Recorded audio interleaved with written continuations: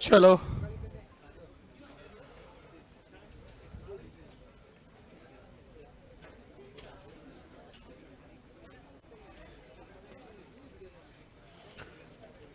आवाज नहीं, class start करें जी।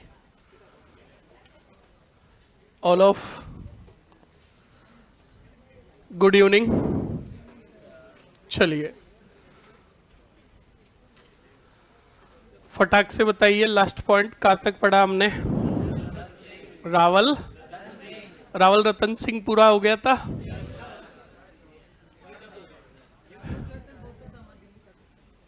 कहाँ तक पढ़ा था हमने? राघव, अच्छा दिल्ली पहुंचा था। बताना पड़ेगा पूरा या फिर ठीक है यहीं तक? आवाज नहीं, मुझे पता है, बता दूंगा। ज्यादा हाई हुल्लड़ किया ना, खिलजी की सेना में भर्ती करूंगा। अब सुनो अच्छे से सर जी, धुआंधार और खतरनाक वाली गुड इवनिंग, क्या बात है। चलो अब क्लास स्टार्ट करते हैं, बैठ जाइए जल्दी से।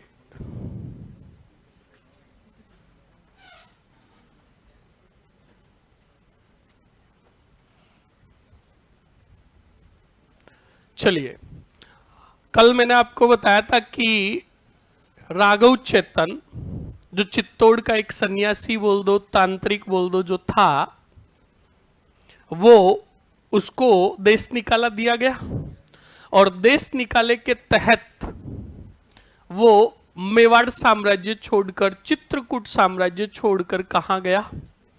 दिल्ली गया। और दिल्ली जाकर बिल्कुल अलाउद्दीन खिलजी के सामने पद्मनी के सौंदर्य का क्या किया? बखान किया, पद्मनी के सौंदर्य के बारे में बताया। वही जो हीरामन तोता ने बताया था रावल रतन सिंह को, बिल्कुल राघव चेतन ने भी जाकर कहा कि पद्मनी ऐसी ऐसी दिखती है, इतनी खूबसूरत है, ये है। तो बिल्कुल अलाउद्दीन खिलजी अपने सिंहासन से उतरकर नीचे आता है और राघव चेतन के पास आकर राघव चेतन के कंधे पर हाथ रखता है और कहता है कि देख सन्यासी, तू जो न्यूज लेकर आया, तू जो संदेश लेकर आया, इसमें अगर रत्ती भर भी खोट निकली, इतना कहा था सुल्तान ने, तो राघव चेतन ने कहा कि अगर रत्ती भर भी खोट निकली तो आपकी तलवार और मेरा सिर हाजिर है। तो ये बात कही तो बच्चा लोग बिल्कुल याद रखना अच्छे से। सुल्तान ने कहा तो ठीक है, फिर करते हैं कौन सा अभियान? चित्तौड़ अभियान। तो सुनो, अब चित्तौड़ आ रहा है, चित्तौड़ आ रहा है दिल्ली से, वो लोग कौन? अलाउद्दीन खिलजी। बिल्कुल चित्तौड़ आया और चित्तौड़ दुर्ग को चारों तरफ से घेर लिया और अपने एक सेना नायक को भेजा चित्तौड़ दुर्ग के अंदर। सर समर सिंह और सामंत सिंह में कंफ्यूज हो रहा है, मेवाड़ और जालोर का एक बार प्लीज क्लियर कर दीजिए। देखो आपको कंफ्यूज क्यों हो रहा है? पहले तो एक बात बताओ, एक आदमी का नाम रणबीर है, क्या है? तो रणबीर नाम है, तो आप बॉलीवुड के रणबीर कपूर को और एक आपके साथ स्टूडेंट है रणवीर, क्या उसको एक ही समझ रहे हो? अलग अलग है कि नहीं है? तो सीधी बात है, समर सिंह नाम के कितने राजा हुए? एक तो हुए कहां के? चित्तौड़ के, और एक हुए जालोर के। जालोर के जो समर सिंह थे वो तो थे किसके पुत्र? कीर्तिपाल के, और वो तराइन के युद्ध में लड़ते हुए मारे गए। और चित्तौड़ के जो समर सिंह है वो है तेज सिंह के पुत्र और रावल रतन सिंह के पिता। कहां कंफ्यूज हो रहा है? सही है कि नहीं है? कंफ्यूजन को दूर करो। 3 इडियट के अंदर वो है ना, हाँ बिल्कुल, कंफ्यूजन का सॉल्यूशन नहीं है, और सॉल्यूशन मिला तो साला पर्सन का अता पता नहीं। तो पर्सन का भी पता रखना है, उत्तर का भी ध्यान रखना है। तो सुनो अब अच्छे से। तो बिल्कुल आया और चित्तौड़ दुर्ग के अंदर अपना एक सेनापति भेजा। अब सेनापति भेजा और सेनापति गया अंदर रावल रतन सिंह के पास, और सेनापति जो गया उसने जाकर कहा कि चित्रकूट साम्राज्य के राजा रावल रतन सिंह जी, हम दिल्ली के सुल्तान अलाउद्दीन खिलजी के गुलाम है, सेनापति है, जो आपके पास संदेश लेकर आए हैं। तो रावल रतन सिंह जी ने कहा बताओ क्या संदेश लेकर आए हो। तो कहा कि हमारे सुल्तान आपके साम्राज्य क्षेत्र से गुजर रहे थे और उन्होंने गुजर रहे थे तो आपके साम्राज्य की विपदा संपदा और यहाँ की शांति को देखा तो आपका साम्राज्य परिपूर्ण लगा हमारे सुल्तान को, और हमारे सुल्तान आपसे एक सौहार्दपूर्ण भेंट करना चाहते हैं, मुलाकात करना चाहता है। क्या रहा, आने नहीं दोगे बेचारे को? इसको नहीं चल रही है लाइट? अच्छा बंद कर दिया, अब चल रही है? बंद करनी है? क्यों? अच्छा बंद करो भाई, इनके सब बंद कर दो इनके।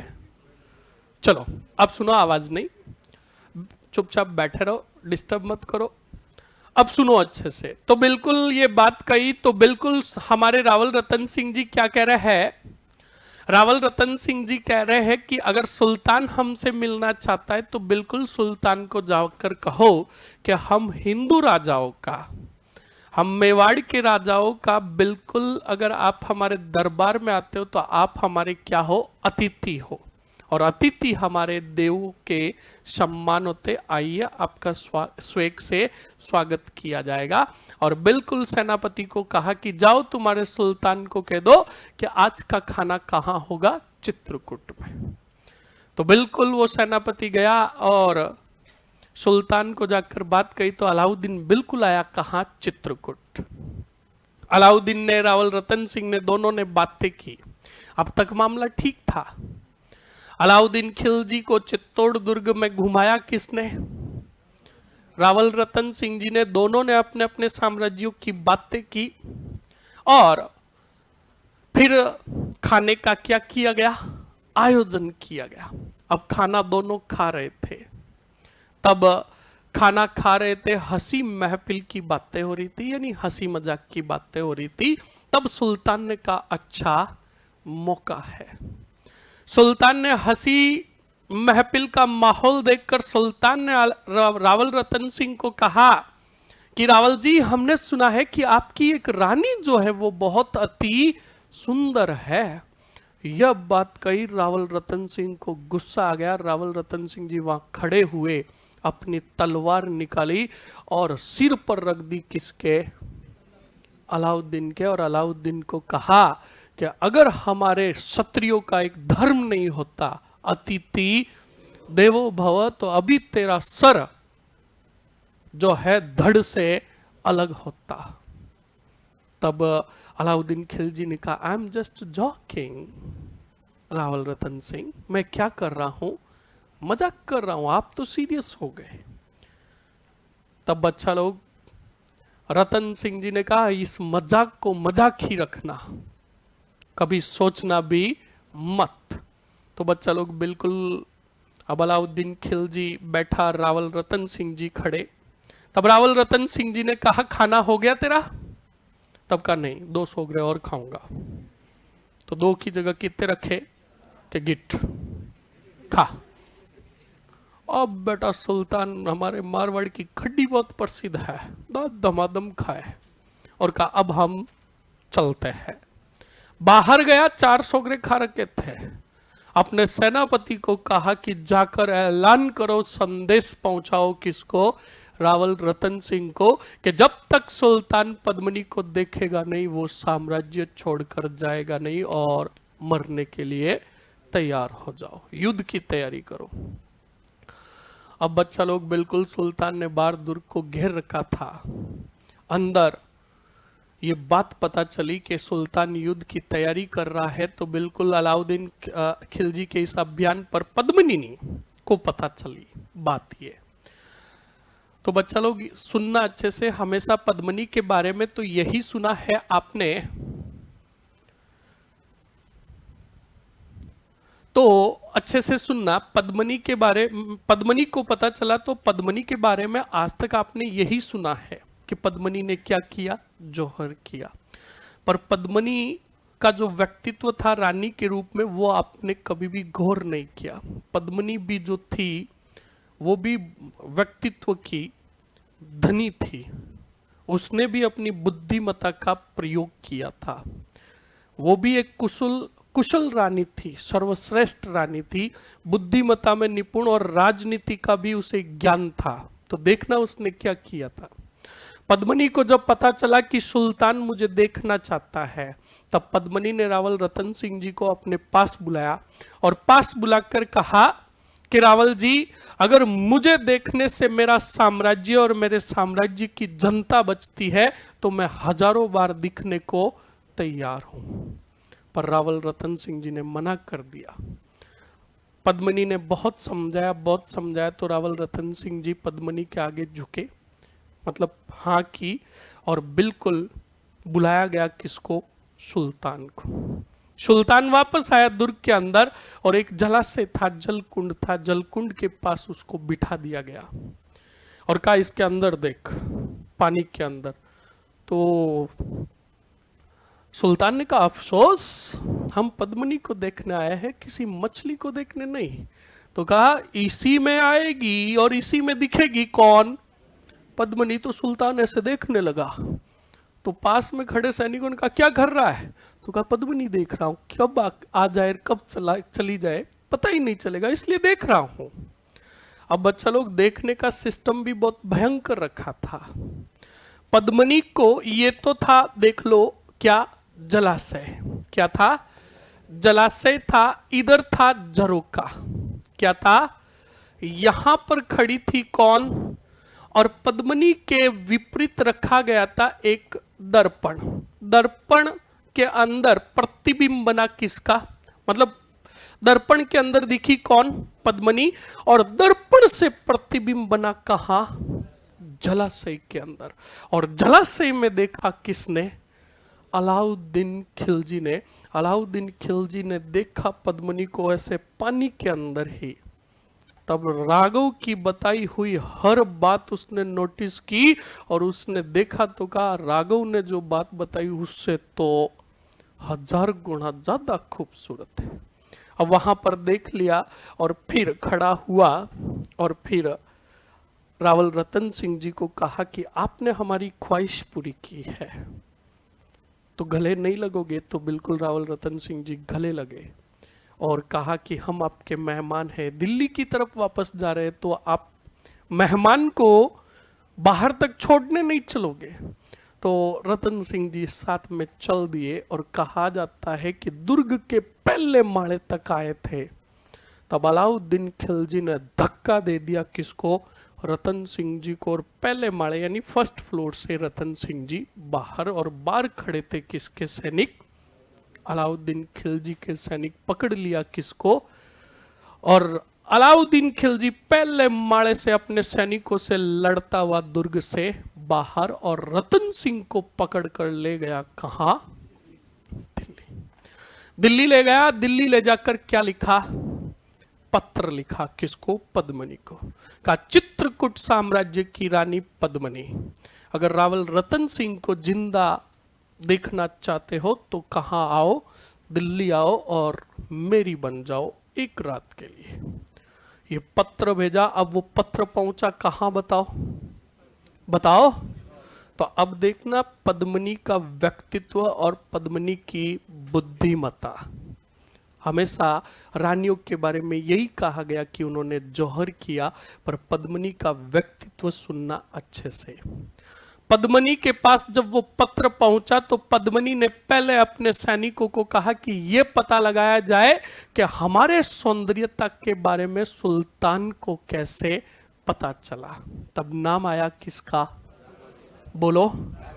राघव चेतन का। तो पद्मिनी ने वापस पत्र लिखा किसको? सुल्तान को। सुल्तान के पास पत्र गया, गुप्तचर लेकर गया, दिल्ली पहुंचा तो गुप्तचर जब दरबार में घुस रहा था तो बिल्कुल सैनिकों ने पूछा कौन हो? तब कहा कि जाकर तुम्हारे सुल्तान को बोल दो कि चित्रकूट साम्राज्य से पद्मिनी ने संदेश भेजा। तो बैठे द्वारपाल दौड़े किसके पास? सुल्तान के पास, के वहां से पत्र आया, कुछ खास आया होगा, सुल्तान गिपट देगा। क्या देगा? हाँ, गिफ्ट मतलब उपहार, गिफ्ट, गिफ्ट के उपहार के रूप में खजाना मिलेगा। तो सुल्तान के द्वारपाल दौड़ दौड़ के गए किसके पास? हाँ, खिलजी के पास, और कहा पत्र आया है। तो कहा किसका? कहा चित्रकूट से। तो सुल्तान ने कहा मूर्खों, भेजो अंदर, भेजो जल्दी। तो बिल्कुल आए और पत्र दिया किसको? सुल्तान को। सुल्तान ने वो पत्र पढ़ा तो उसमें बहुत खतरनाक बात लिखी हुई थी। इसे कहते हैं बुद्धिमत्ता में निपुण थी कौन? पद्मिनी। उसमें लिखा हुआ था कि दिल्ली के सुल्तान अलाउद्दीन खिलजी, तूने बात करी कितनी रात की? एक रात की। मैं चित्रकूट की रानी ये कह रही हूं कि जिस दिन राघव चेतन का कटा हुआ सिर पहुंचा कहां? चित्रकूट। और उस दिन ये पद्मिनी स्वयं चलकर कहां आएगी? दिल्ली, और तेरी हो जाएगी हमेशा हमेशा के लिए। अब बच्चा लोग ये पत्र पढ़ा, खुश हुआ कौन? सुल्तान। सुल्तान ने वो पत्र लिया और पत्र लेकर गया राघव चेतन के पास, और राघव को जाकर कहा तांत्रिक, ये पत्र आया है, हमें थोड़ा पढ़ने में दिक्कत हो रही है, जरा पढ़ के बताना। तांत्रिक ने, राघव ने पढ़ा, जोर जोर से हंसने लगा। सुल्तान ने कहा अजीब बात है, पत्र हमारा है, हंस आप रहे हो, हमें भी तो बताओ इस पत्र में लिखा हुआ क्या है? क्या सुल्तान इसमें जो लिखा हुआ है वो कभी भी हो? तो कहा अरे बताओ तो सही, वो तो हम तय करेंगे। तब कहा इसमें लिखा हुआ है, और चित्रकूट की रानी कह रही है पद्मिनी के जिस दिन राघव चेतन यानी मेरा कटा हुआ सिर पहुंचेगा कहां? चित्रकूट। उस दिन पद्मिनी कह रही है कि मैं स्वयं चलकर आऊंगी कहां? दिल्ली, और ये कभी हो? अब जो ही पत्र पढ़कर खत्म किया, अब सुल्तान जोर जोर से हंसने लगा, और हंसकर खड़ा हुआ और राघव के कंधे पर हाथ रखा और कहा राघव, पद्मिनी बहुत भोली है। तो कहा कैसे सुल्तान? कहा कि अगर पद्मिनी मेरे सभी बेगमों के सिर मांगती, क्या कहा कि पद्मिनी अगर मेरी सभी बेगमों के सिर मांगती तो मैं हंसते हंसते काट देता, तो तू बता कौन से खेत की मूड़ी है? एक ठोका और सिर धड़ से और भेज दिया कहां? तो अब बताओ पद्मिनी ने एक गद्दार को मौत के घाट उतरवाया कि नहीं उतरवाया? तो बताओ पद्मिनी बुद्धिमता और राजनीतिज्ञ में निपुण थी, तभी तो ये काम हुआ। सही है कि नहीं है? अब सिर कटकर पहुंचा, तो मैंने आपको पहले ही कहा था जब पद्मिनी सिंहल द्वीप से आई थी तो उसकी सुरक्षा के लिए चाचा और भतीजे आए थे, गोरा और बादल। पर हुआ क्या था, कोई बात को लेकर गोरा और रतन सिंह के बीच में थोड़ी अनबन हो गई थी, तो गोरा क्या चित्रकूट साम्राज्य छोड़कर चला गया था, कहीं आसपास में रहता था। तब बच्चा लोग याद रखना, रानी पद्मिनी ने गोरा को क्या लिखा? पत्र लिखा और कहा कि गोरा जी, मैं चित्रकूट की रानी पद्मिनी चित्रकूट साम्राज्य मेवाड़ साम्राज्य की आन बान का सवाल है, वरना इतिहास मेवाड़ का जो है वो हमेशा के लिए समाप्त हो जाएगा। बप्पा रावल के वंशजों पर कलंक लग जाएगा। आप जहां कहीं पर भी हो, यथा स्थिति में अभी के अभी पहुंचे कहां? चित्रकूट।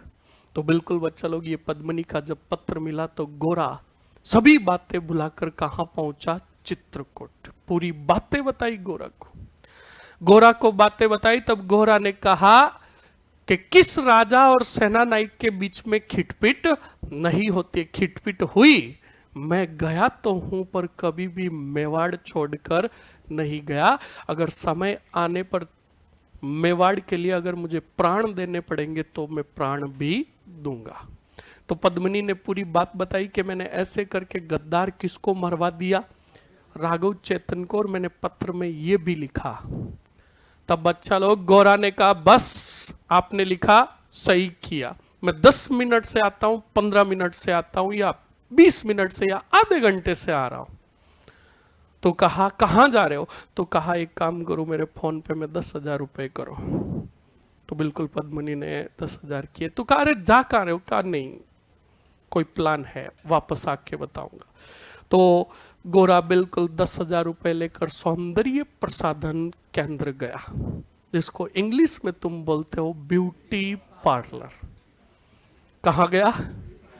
हिंदी में कहते हैं सौंदर्य प्रसाधन केंद्र। इनसे बचे रहना, सावधान रहना, सतर्क रहना। ये बेजान जिंदगी का खिलवाड़ करते हैं, असलियत छुपाते हैं और कुछ और दिखाते हैं। जो जंग रोधक बिल्कुल सही है कि नहीं है? अब गोरा भी गया और गोरा ने कहा मेरे को बनाओ just like Padmini. KD beauty parlour. अब वो गोरा ये कहेगा मेरे को ब्यूटी पार्लर बनाओ, कहा मेरे को बनाओ जस्ट लाइक। तो बिल्कुल कहना का मतलब गोरा बने क्या? पद्मिनी, आर्टिफिशियल पद्मिनी। अब बने और गोरा वापस आए तो पद्मिनी ने देखा कि रियल में लग रहे हो एक रानी। पर कहा कि दुर्ग के भीतर, दिल्ली दुर्ग के भीतर घुसते समय थोड़ी सेविंग बढ़ा लेना, वरना दाढ़ी और मुच्छों वाली पद्मिनी होगी ये। बिल्कुल बच्चा लोग, पहले भी मजाक के होती थी। तो बच्चा लोग मतलब ये प्लानिंग दोनों की थी, किनकी? पद्मिनी और गोरा की। अब 600 से 700 पालकियां तैयार की गई। हर एक पालकी के अंदर एक एक क्या बैठी? दासी। और उस पालकी को उठाने के लिए कितने सैनिक? 4 सैनिक। भाई पालकी है तो 2-2 या 4-4 सैनिक तो चाहिए ही होंगे। और कुछ सैनिक उन दासियों की रक्षा के लिए पैदल भी चलेंगे। पद्मिनी स्वयं एक दासी बनकर बैठी थी पालकी में। क्या बनकर? और पद्मिनी बनकर बैठा था कौन? सबसे अगली वाली पालकी में। और पालकी को उठाने वाला था बादल। कौन? बादल।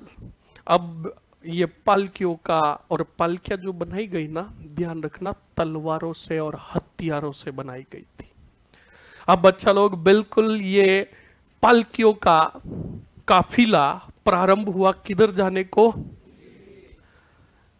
हाँ सर ये गलत है, नहीं क्या हुआ था? तो भाई तू बता दे हर्ष, क्या हुआ था? सुनते रहो, अभी आगे तो क्या होता है क्या नहीं होता है, तो सुनना अच्छे से।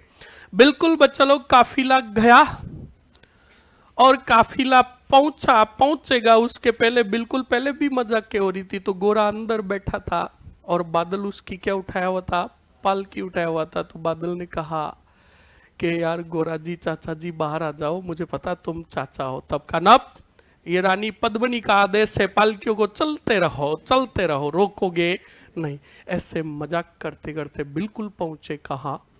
दिल्ली के अंदर। दिल्ली में रात्रि के समय पहुंचे थे बच्चा लोग। तब द्वारपालों ने रोका किनको? उन पालकियों को, और कहा कि कौन हो, कहां से आए हो? तो आगे बिल्कुल चल कौन रहा था? गोरा, सॉरी बादल और गोरा, अंदर गोरा ही था। तो बच्चा लोग बिल्कुल कहा सैनिकों को कि जाकर कह दो तुम्हारे सुल्तान को कि पद्मिनी स्वयं चित्रकूट से चलकर आई है। तो बच्चा लोग बिल्कुल वो बैठे भागे। द्वारपाल पहले के जैसे ही का सुल्तान क्या देगा? इनाम। तो बिल्कुल गए, सुल्तान को पूरी बात बताई। तब बादल ने उन सैनिकों को कहा कि जाकर सुल्तान को एक बात ये भी कह देना कि क्या, कि आज की रात के जो बचे हुए पल है वो पद्मिनी बिताना चाहती है किसके साथ? रतन सिंह के साथ। सुबह होते ही वो हमेशा के लिए तुम्हारी हो जाएगी। अब बच्चा लोग बिल्कुल सैनिक गए, सैनिकों ने पूरी बात बताई और ये कंडीशंस भी बताई।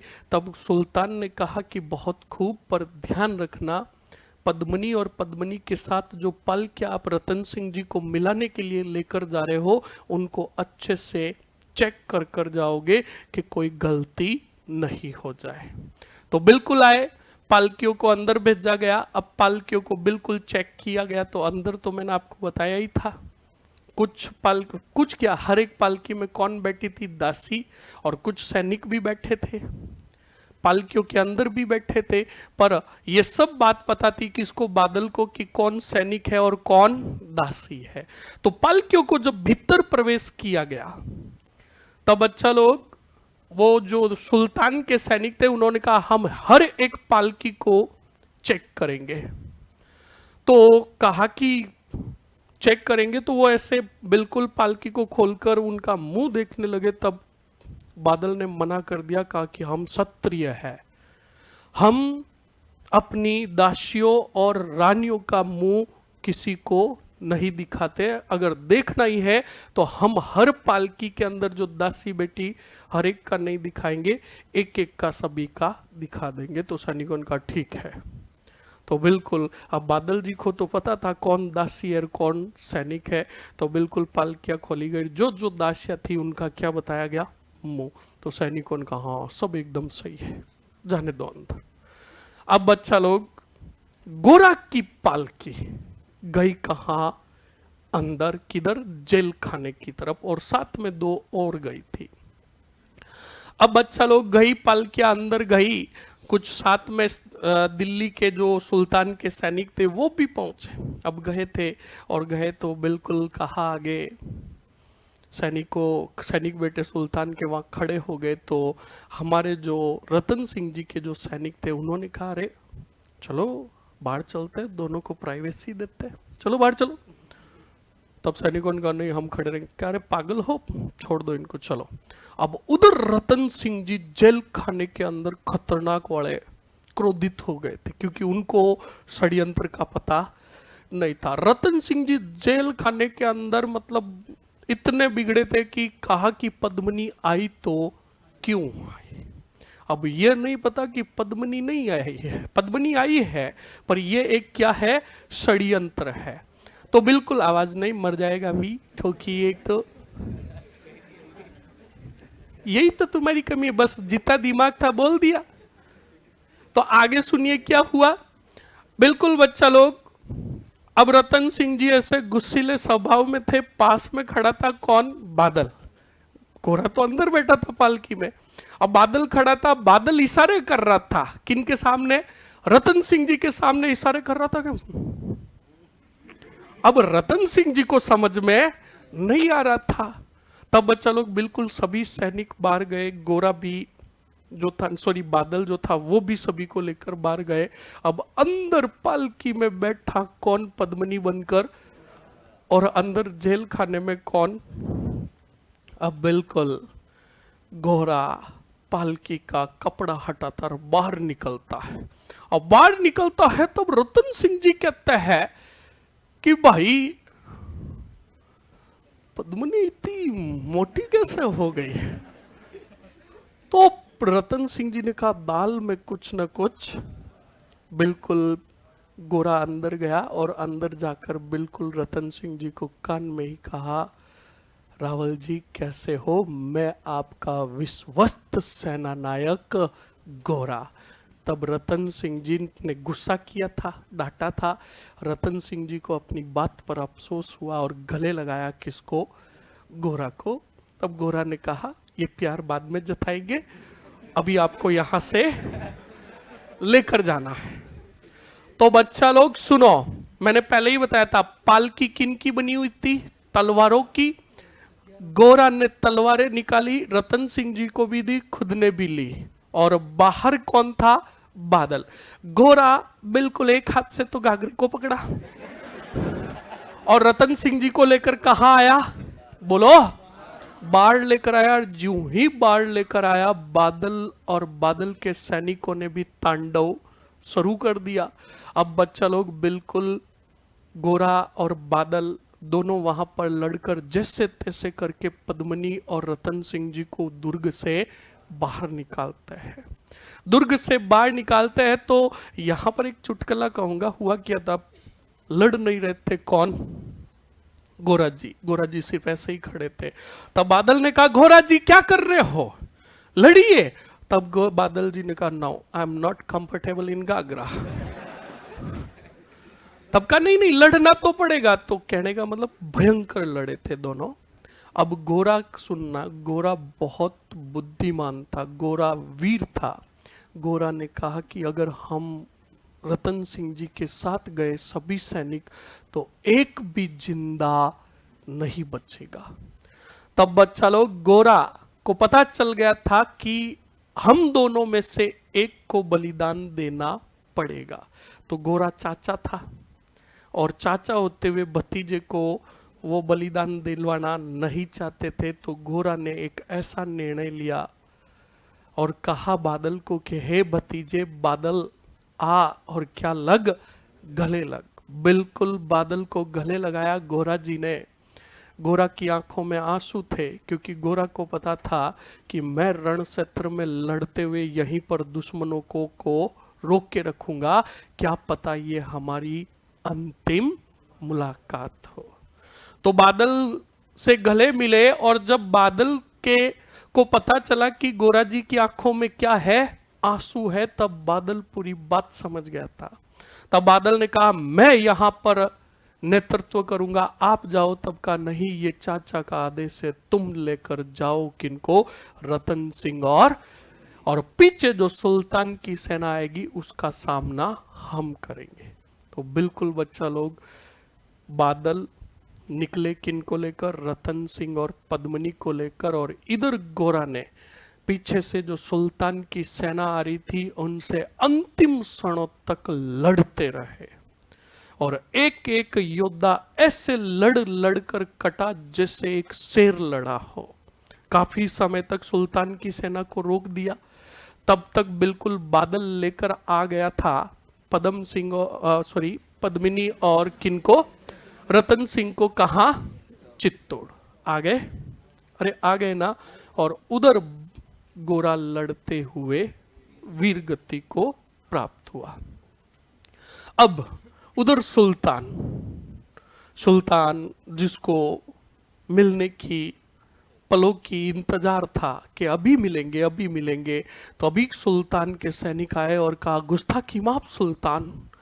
तब सुल्तान ने कहा अरे अभी खजाना नहीं देंगे, खजाना तुम्हें सुबह देंगे। कि नहीं गुस्ताखी माफ। तो कहा क्या हुआ? कि गलती हो गई। कहा क्या हुआ? कहा बिल्कुल पद्मिनी भी आई थी और पद्मिनी के वेश में एक, बिल्कुल कहने का मतलब पद्मिनी के वेश में कोई और भी आए थे और छुड़ा कर लेकर चले गए। किसको? यह बात सुनी तो कहा जाता है कि सुल्तान ने रात्रि के समय जितने सैनिक पहरा लगा रहे थे उन सबको मौत के घाट उतार दिया। और सुल्तान ने कहा कि सेना का पहरा उठाओ, हम जाएंगे कौन से तोड़। तो अब सुनो, रतन सिंह जी इधर आ गए थे, अच्छे से देखते रहना। कौन से सिंह जी?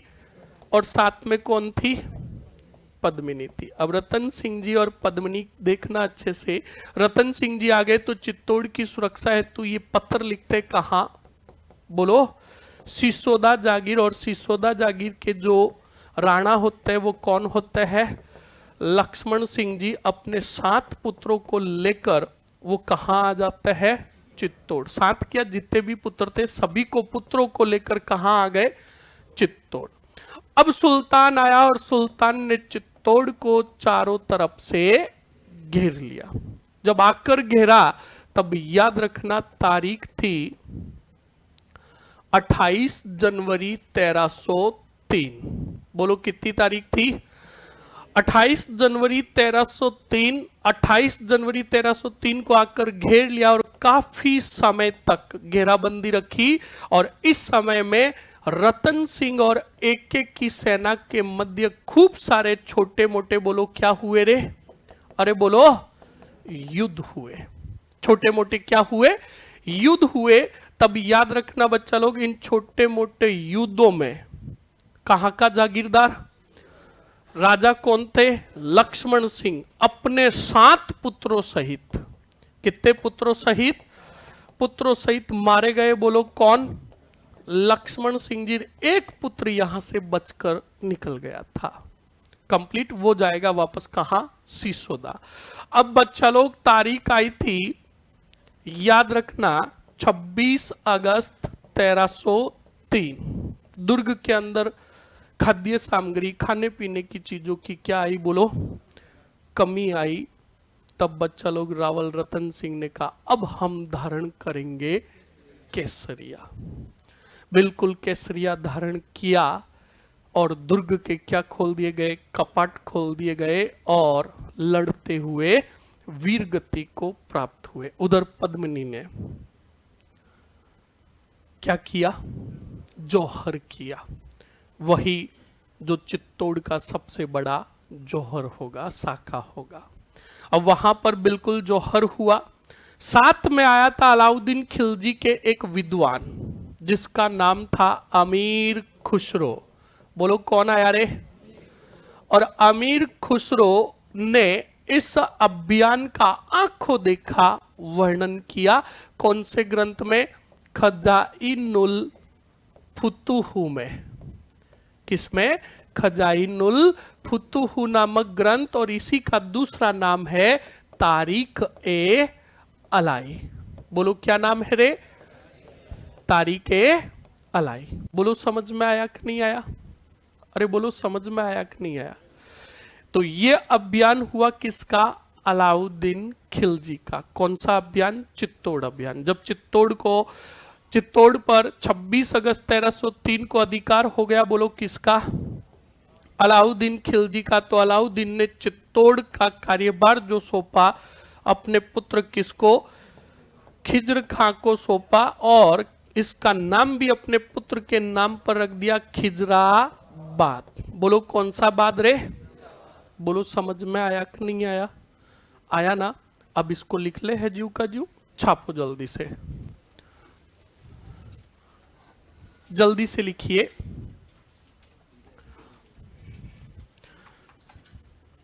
फटाक से लास्ट पॉइंट बताओ। रावल रतन सिंह का क्या लिखा आपने? क्या लिखा? चलो समकालीन वाला लिखा दिया था, अलाउद्दीन खिलजी था, तो लिखो रतन सिंह के समकालीन, फास्ट लिखोगे, रतन सिंह के समकालीन दिल्ली का शासक, बोलो कौन था रे? अलाउद्दीन खिलजी था।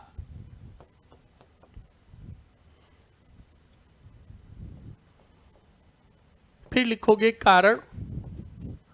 कारण में मैंने बता दिया था, फर्स्ट समर सिंह ने शाही सेना से क्या वसूला था रे? बिल्कुल शाही सेना से कर वसूला। दूसरा कारण रानी पद्मिनी।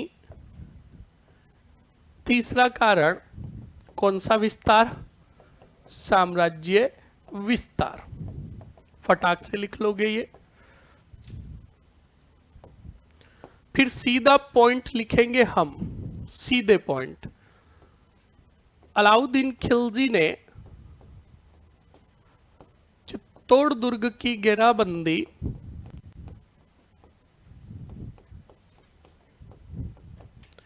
घेराबंदी कब की थी रे? 28 जनवरी 1303 को की। 3 को की। अलाउद्दीन के साथ कौन था रे? अलाउद्दीन के साथ दरबारी विद्वान,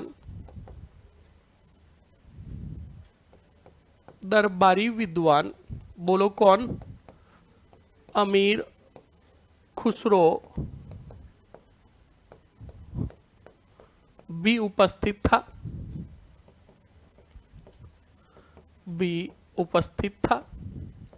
फटाक से लिख लीजिए। अगले पॉइंट में लिखोगे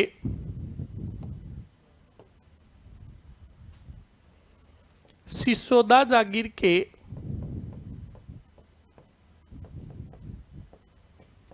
कौन? राणा लक्ष्मण सिंह कितने पुत्रों सहित? अपने 7 पुत्रों सहित मारे गए।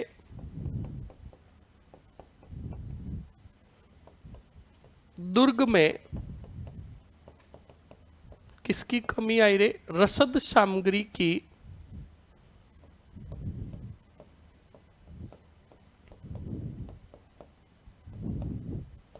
कमी आई, तब रतन सिंह ने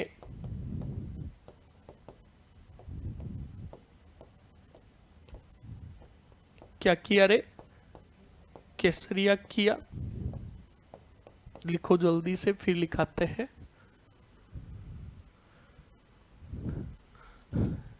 क्या बात है, क्या मस्त कमेंट किया है सर जी। श्रीलंका की जलवायु के अनुसार तो मलिंगा जैसे लोग रहते हैं, रानी पद्मिनी इतनी सुंदर कैसे है? क्या बात है, भाई ने बहुत दिमाग लगाया है।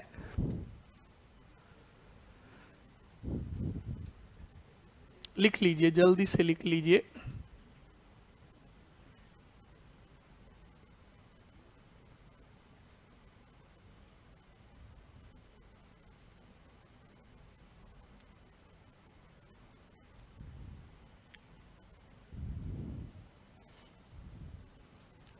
थोड़ा फास्टली लिखे है ना।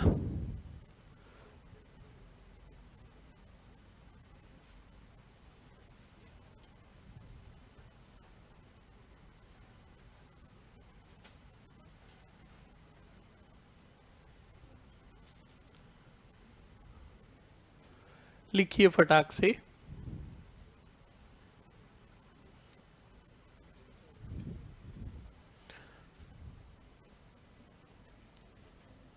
अब बताओ, अलाउद्दीन खिलजी का चित्तौड़ दुर्ग पर कब अधिकार होगा? 28 अगस्त को, तो सॉरी 26 अगस्त को। तो सुनो, अगर आपसे सवाल प्रैक्टिकली भी पूछ ले कि अलाउद्दीन खिलजी ने चित्तौड़ दुर्ग की घेराबंदी कितने महीने तक की, तो बिल्कुल जनवरी से लेकर अगस्त तक अच्छे से काउंट कर लेना। 7 महीने क्या की थी? घेराबंदी की थी। कंप्लीट ना? इस बात को अच्छे से ध्यान रखें। हाँ तो भाई सर, लक्ष्मण जी का एक बेटा तो चला गया ना, 6 मारे गए ना। अरे टोटली 7 नहीं थे, टोटल खूब सारे थे, पर खूब सारों में से कितने मरे थे? 7। इस बात को ध्यान रखें। हाँ हाँ, दुर्ग की घेराबंदी की जो तारीख है 28 जनवरी 1303। 1303। आगे बढ़े, चलिए। तारीख है, अगर नहीं दिख रहा है तो कितनी जनवरी? 28 जनवरी 1303। अब लिखिए अच्छे से आगे। इस चित्तौड़ अभियान का, या लिख लो चित्तौड़ साक्य का ऑब्लिक करके अभियान का विस्तृत वर्णन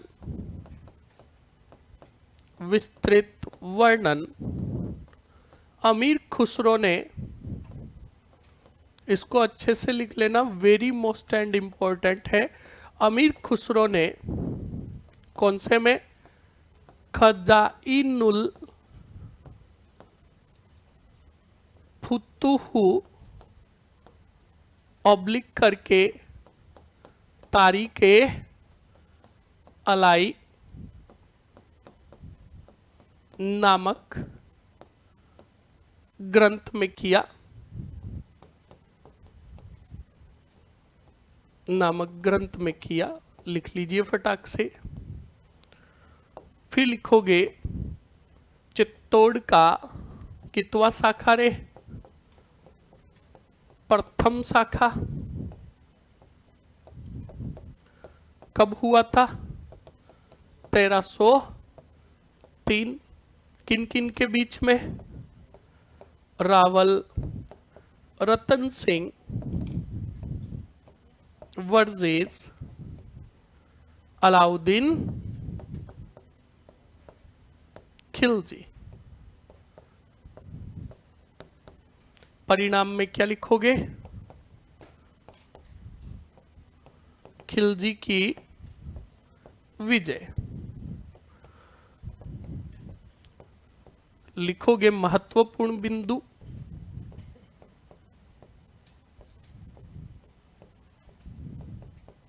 जौहर किसके नेतृत्व में हुआ?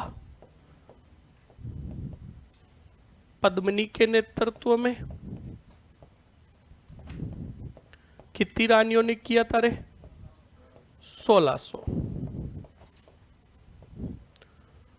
आगे लिखोगे केसरिया किसके नेतृत्व में हुआ? रावल और रतन सिंह।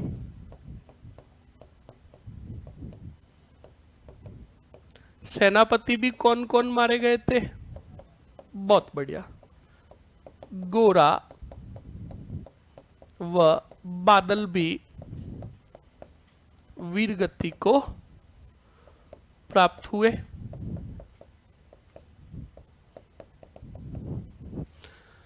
खिलजी ने कार्यभार किसको सौंपा था रे? तो लिखो चित्तौड़ का नाम, चित्तौड़ का कार्यभार खिज्र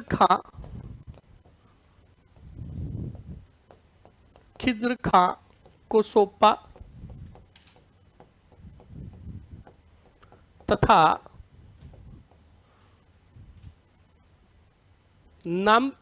चित्तौड़ का नाम परिवर्तित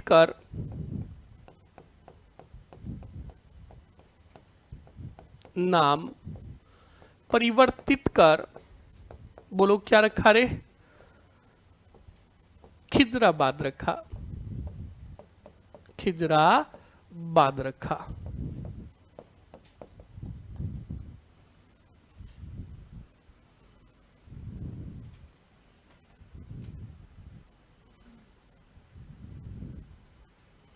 सर मलिक काफूर कौन था? यह मलिक काफूर जो था अलाउद्दीन खिलजी का सेनापति था। याद रखना, जब भी कभी, मैंने आपको पहले भी कहा है ना, अभी आपको जो पढ़ाया जा रहा है वो सिर्फ किसको टारगेट करके पढ़ाया जा रहा है? एलडीसी को। जब आप बाबू बन जाओगे, क्या बन जाओगे? एलडीसी बाबू बन जाओगे, तो याद रखना जब आपके सपने बड़े होंगे और आप बढ़िया टॉप लेवल की तैयारी करोगे, तब याद रखना इंडियन हिस्ट्री पढ़ोगे तो मैंने गुजरात अभियान बताया था ना, गुजरात अभियान जो अलाउद्दीन खिलजी ने किया था सिकंदर सानी बनने के तहत। कितने सेना नायक गए थे? 2, मतलब शाही सेना के उल्लुग और नुसरत, साथ में मोहम्मद और के हबरू भी थे। तब नुसरत खां गुजरात के पाटन नामक स्थान से गुजर रहा था, तब वहीं पर उसकी नजर पड़ी थी एक बहुत खूबसूरत महिला पर। वो नुसरत खां उस महिला के पास गया और कहा कि हम आपकी खूबसूरती को देखकर खुश हुए, हम आपको अपनी बेगम बनाना चाहते हैं, आप हमारे साथ कहाँ चलो? दिल्ली। तब बच्चा लोग, उसने कहा, महिला ने कहा मैं भी बनना चाहती हूं पर बन नहीं सकती, क्योंकि बच्चा लोग वो जो महिला थी वो एक किन्नर था। क्या था?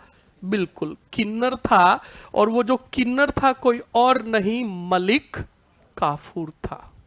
और इसी मलिक काफूर को नुसरत खां ने गुजरात के पाटन नामक स्थान से 1000 दीनार देकर खरीदा था। तो इंडियन हिस्ट्री पढ़ोगे ना, तब इस मलिक काफूर को 1000 दीनारी के नाम से भी जाना गया। कंप्लीट ना। और फिर इस मलिक काफूर को ले जाएगा कहां? दिल्ली। और सुल्तान इसे अपना विश्वस्त सेना नायक बनाएगा, क्योंकि मलिक काफूर युद्ध में भी निपुण था।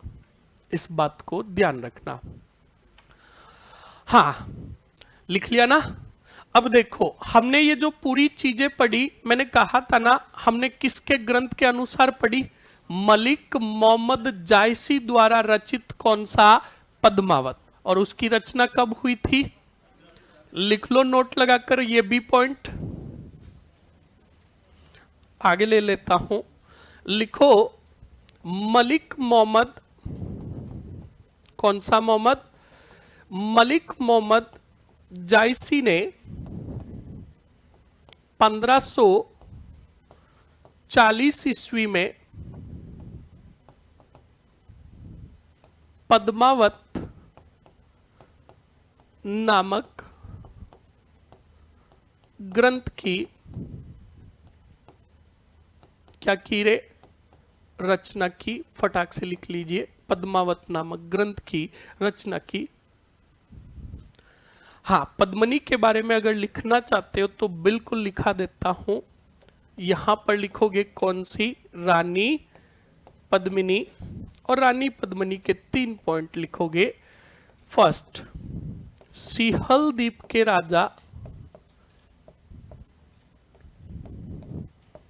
के राजा कौन? गंधर्व सेन की क्या थी रे? पुत्री।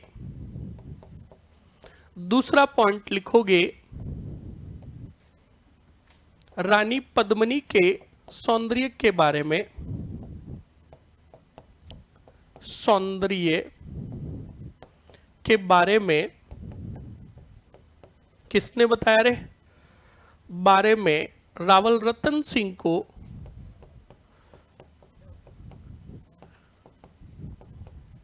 कौन सा तोता? हीरामन तोते ने अवगत करवाया। जो मुख्यतः पॉइंट है वो लिख लो। फिर लिखोगे अगले पॉइंट में, रानी पद्मिनी के सौंदर्य के बारे में अलाउद्दीन को, खिलजी को किसने? राघव चेतन ने अवगत करवाया। लिख लीजिए फटाक से। अच्छा, फास्टली लिखो।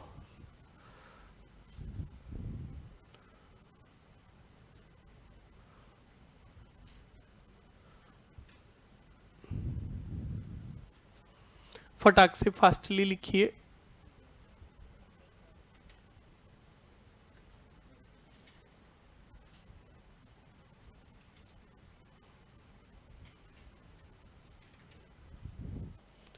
ये हो गया। हाँ, एक पॉइंट और लिखो। ये राजस्थान का दूसरा कितवा?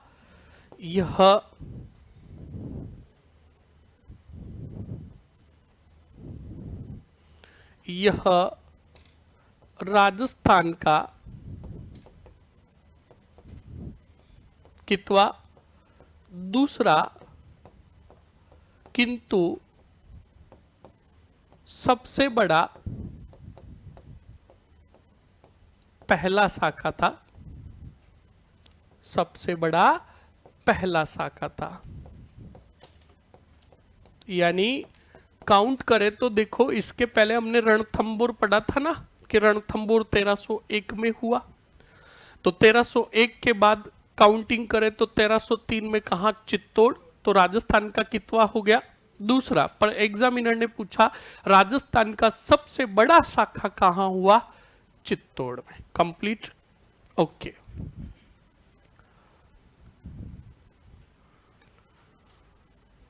हाँ बिल्कुल, अलाउद्दीन ने कत्लेआम भी करवाया था चित्तौड़ की जनता का। कंप्लीट। आगे बढ़े जी। अब सुनो अच्छे से, पहले लिख लो फिर आगे समझाता हूं। और लिखने में थोड़ा फास्ट रहोगे ताकि मैं एक्सप्लेन करके आपको ज्यादा से ज्यादा बता सकूं। चलो अब देखिए अच्छे से और बोर्ड की तरफ और समझो। अब पहले ये बताओ, चित्तौड़ पर अधिकार है वर्तमान में किसका? खिज्र खां का। वर्तमान का मतलब 1303, ऐसे नहीं कि अभी। चित्तौड़ पर अधिकार है, बोलो कौन से खां का? और सुल्तान चला गया वापस कहां? दिल्ली। अरे कहां चला गया? अब ऐसी बात तो है नहीं कि सुल्तान अमर रहेगा। अलाउद्दीन खिलजी बीमार पड़ा। क्या पड़ा? आवाज मत करो रे, मर जाओगे। अलाउद्दीन खिलजी क्या पड़ा? कब पड़ा था? 1316 के अंदर। कब पड़ा? 1316 में पड़ा। तो अलाउद्दीन ने संदेश भेजा खिजराबाद किसके पास? खिजर खां के पास कि बेटा कहां आजा, दिल्ली आजा, अंतिम दर्शन कर ले। तो बिल्कुल खिजर खां ने कहा पिताजी मैं तो आ जाऊंगा चित्तौड़, सॉरी दिल्ली, पर चित्तौड़ का कार्यभार किसे सौंपूं? तब बिल्कुल अलाउद्दीन खिलजी ने कहा रही बात चित्तौड़ की तो एक काम कर, है लोर ही लोर और जालोर के है देवों के देव मालदेव कौन से? बहुत बढ़िया, याद करो मैंने जालोर पढ़ाया था तब भी बताया था ना। इस मालदेव मुछाड़ा को तू सौंप कर आ कौन सा तोड़, और तू आजा कहां? दिल्ली। तो देखो पहले सन देखो पर्टिकुलरली कि तारा है तो 1303 से लेकर 1316 तक कार्यभार किसने संभाला? अब खिजर खान ने 1316 के अंदर सौंप दिया किसको? मालदेव को। सही है कि नहीं है? और स्वयं कहां चला गया? दिल्ली। समझ में आया कि नहीं आया? अब दिल्ली चला गया और 1316 से लेकर 1326 तक मालदेव मुछाड़ा के नेतृत्व में रहेगा कौन सा तोड़? मालदेव मुछाड़ा। और मालदेव मुछाड़ा के कितने? 2 पुत्र। हालांकि एक ही पुत्र बताया जाता है पर विद्वानों ने एक पुत्र को अलग अलग बताया, तो हम दोनों के नाम लिख लेते। एक का नाम कौन सा? जेसा, और दूसरे का नाम वीर ही वीर। कौन सा वीर? बनवीर। अब सुनना, बताओ चित्तौड़ अब किसके पास है? बोलो सभी। कितने पुत्र उसके? पहला, दूसरा। मालदेव मुछाड़ा और इनके पुत्रों ने दुर्ग को कब से कब तक संभाला? और मालदेव मुछाड़ा को चित्तौड़ का कार्यभार किसने सौंपा? या फिर? और खिजर खां 1316 चला गया कहां? बोलो समझ में आया कि नहीं आया? अब इधर थी कौन सी जागीर? सिसोदा जागीर। और सिसोदा जागीर के जो जागीरदार थे वो थे हरि सिंह। कौन से सिंह? जो चित्तौड़ दुर्ग से बचकर आए थे साका के समय। हरि सिंह का पुत्र अब राणा बना कहां का? राजा बना कहां का? जिसका नाम था राणा हमीर। बोलो क्या नाम था? क्या नाम था? अब पहले ये बताओ राणा हमीर के पिता कौन और हरि सिंह के पिता कौन थे? और लक्ष्मण सिंह को मारा था अलाउद्दीन खिलजी के सेना ने। सही है कि नहीं है? तो रिलेशन देखो, राणा हमीर के लक्ष्मण सिंह क्या लगता था? दादा। और ये क्या लगेगा? पोता। तो बताओ राणा हमीर अपने दादा और अपने चाचाओं का बदला लेगा कि नहीं लेगा? 100% लेगा। 1326 के अंदर कब राणा हमीर ने कहा मैं अपने दादा और चाचाओं का क्या लूंगा, और अटैक किया तोड़ ही तोड़, और चित्तौड़ में था बोलो कौन? अब कुछ विद्वान तो कहते हैं मालदेव मुछाड़ा के कौन से पुत्र को? जेसा को पराजित किया यार। और कुछ विद्वान कहते हैं किसको पराजित किया? और अधिकार किया कौन से तोड़ पर? कौन से तोड़ पर अधिकार कब हुआ रे? बोलो कब हुआ? बोलो समझ में आया कि नहीं आया? अब तुम्हारे एग्जाम में सवाल पूछेगा चित्तौड़ के अंदर या मेवाड़ में रावल शाखा का अंतिम राजा कौन था? कौन था? और सवाल पूछेगा चित्तौड़ में राणा शाखा का संस्थापक कौन था? कौन था? जो कहां का जागीरदार था?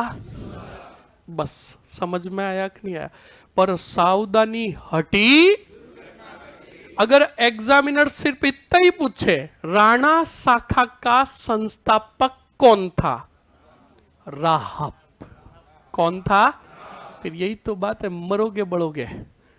इतना पढ़ाने के बावजूद भी वहां आप इतना सिंपली पूछे राणा शाखा का संस्थापक कौन था, वहां तुम हमीर को ठोकर आ रहे हो तो फिर गलत हो गया ना।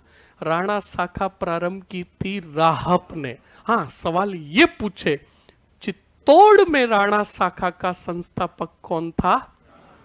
बोलो समझ में आया कि नहीं आया? अरे आया कि नहीं आया? रे आ गया ना? छाप ले इसको, हेडिंग डालो, फटाक से लिख लीजिए।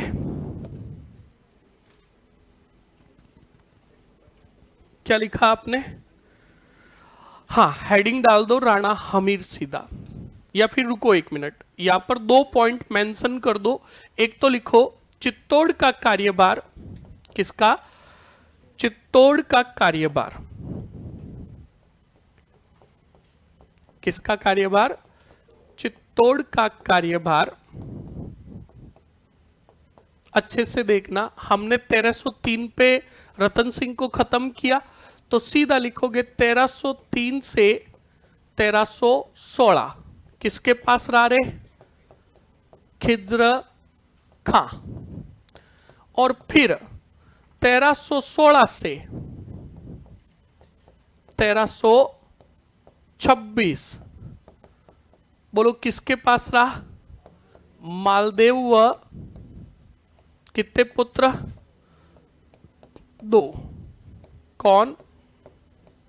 जैसा व बनवीर। लिख लीजिए जल्दी से ताकि आपको हर चीज पता रहे।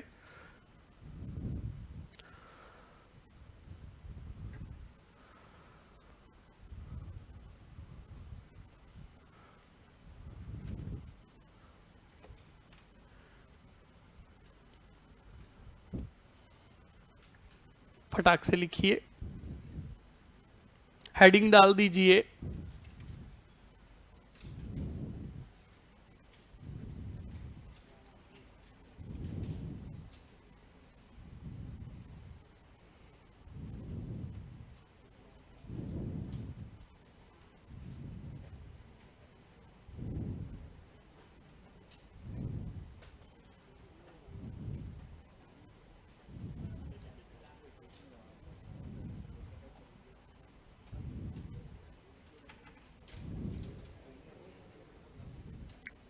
चलो लिख लिया? हाँ जी। अब आगे राजा, हेडिंग डालो राणा हमीर, राणा हमीर।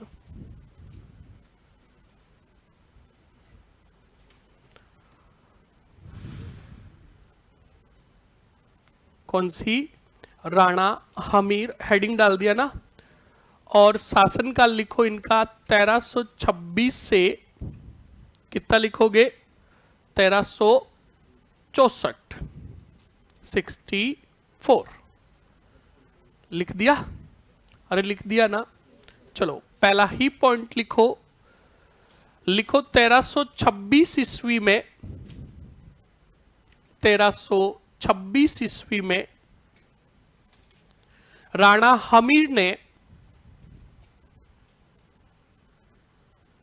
1326 ईस्वी में राणा हमीर ने चित्तौड़ पर आक्रमण कर, चित्तौड़ पर आक्रमण कर पराजित किसको किया रे? बिल्कुल लिखो, आक्रमण कर मालदेव के, मालदेव के पुत्र कौन? जैसा ऑब्लिक करके बनवीर को पराजित करके चित्तौड़ पर अधिकार किया, चित्तौड़ पर अधिकार किया।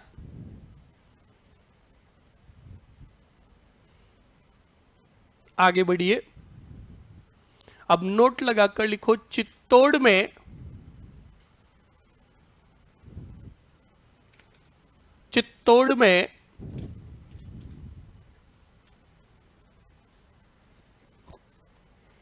राणा शाखा, राणा शाखा ऑब्लिक करके, देखो ये कहां के जागीरदार थे? सिसोदा के, इसलिए राणाओं को सिसोदिया भी कहा गया। ऑब्लिक करके लिखो सिसोदिया शाखा राणा शाखा ऑब्लिक करके सिसोदिया शाखा का क्या कहा गया? संस्थापक कहा गया। संस्थापक कहा गया। अब सुनिए अच्छे से। चलो ये तो पॉइंट पहला था, समझाया था इसलिए समझा दिया और आपने लिख लिया। अब बोर्ड की तरफ देखो। अब बताओ चित्तौड़ में कौन सी शाखा चलने लगी रे? बोलो कौन सी शाखा? और राणाओं का राजा कौन है? हमीर। अब सुनो, उधर दिल्ली के अंदर भी सत्ता बदली। अलाउद्दीन खिलजी यानी खिलजियों को मारकर अब अधिकार हो गया दिल्ली पर किनका? तुगलकों का। और तुगलकों का शासक जो था उसका नाम था मोहम्मद बिन तुगलक। बोलो क्या नाम था रे? अब इस मोहम्मद बिन तुगलक ने अटैक किया वाड़ ही वाड़, कौन सी वाड़? मेवाड़ पर। और उस समय राजा थे कौन? राणा हमीर। अब राणा हमीर और मोहम्मद बिन तुगलक के बीच में युद्ध हुआ, गोली ही गोली। अरे कौन सी गोली? कौन सी गोली? और सिंगोली का युद्ध हुआ 1326 में। किन किन के बीच में? राणा हमीर वर्सेस मोहम्मद बिन। कहा जाता कि इस युद्ध के अंदर धुआंधार और खतरनाक हार हुई किसकी? और मोहम्मद बिन तुगलक हार कर चला गया किस तरफ? जीते कौन रे? राणा हमीर। तो बाद में एक राणा बनेंगे जिनका नाम होगा राणा कुंभा। कौन होंगे? राणा कुंभा ने एक टीका लिखी, रसिक प्रिया। कौन सी प्रिया? और रसिक प्रिया नामक टीका के अंदर इस राणा हमीर को किस नाम से पुकारा? वीर राजा। बोलो कौन सा राजा? कौन सा राजा? किसने पुकारा रे? कौन सी प्रिया में? किसको पुकारा? बोलोगे क्या? अब सुनना अच्छे से। ये बात हुई किसके शासनकाल में? अब 1 मिनट के लिए सोचो, अगर हमीर चित्तौड़ का राजा हार जाता तो चित्तौड़ पर अधिकार किसका हो जाता? मोहम्मद बिन तुगलक का। और अजमेर को जिस प्रकार कुतुबुद्दीन ऐबक ने दिल्ली का केंद्र बनाया, उस प्रकार चित्तौड़ भी केंद्र बन जाता किसका? पर ऐसा हुआ क्या? नहीं हुआ। इसलिए कान खोल के सुन लेना, इस राणा हमीर को मेवाड़ का उद्धारक भी कहा जाता है। क्या कहा जाता है? और इसको कुंभलगढ़ और एक लिंग, सॉरी ये क्या नाम है ना, कीर्ति स्तंभ प्रशस्ति में विषम घाटी पंचानन भी कहा गया। और याद करो, इसको मैंने बताया था कौन से सिंह के समय? बताया था कि नहीं बताया था? बताया था ना। तो ये चीजें हो गई, बोलो किसकी? राणा हमीर की। यहां पर युद्ध कौन सा हुआ? कौन सी गोली? तो कान खोल के सुन लेना, अभी तो हुआ कौन सी गोली? सिंगोली का युद्ध। थोड़ी देर बाद होगा गिंगोली का युद्ध। कौन सी गोली? और फिर 1, 2, 4, 5 दिन बाद तुम्हें और एक गोली लेनी पड़ेगी, गिंदोली। कौन सी दोली? तो देख लो, नाम तीनों सेम टू लग रहे कि नहीं लग रहे? एक तो है सिंगोली, एक है और तीसरा है, लग सेम रहे हैं पर तीनों अलग अलग युद्ध है। सावधानी हटी। अब गोलियां खूब सारी पड़ी है, हमें तो लेनी है माते की, हमने ले ली कोई और, तो बताओ मामला बिगड़ेगा कि नहीं बिगड़ेगा? तो इस प्रकार इन गोलियों का भी अच्छे से ध्यान रखें। अभी पढ़ा आपने कौन सी गोली? हाँ, सिंगोली। और सिंगोली का युद्ध जो हुआ देख लो, मोहम्मद बिन तुगलक और हमीर के बीच में हुआ। बोलो समझ में आया कि नहीं आया? फटाक से छाप लो अब राणा हमीर को। सर मेवाड़ में राणा शाखा का संस्थापक पूछे, देखो सवाल कैसे भी पूछे सुनो।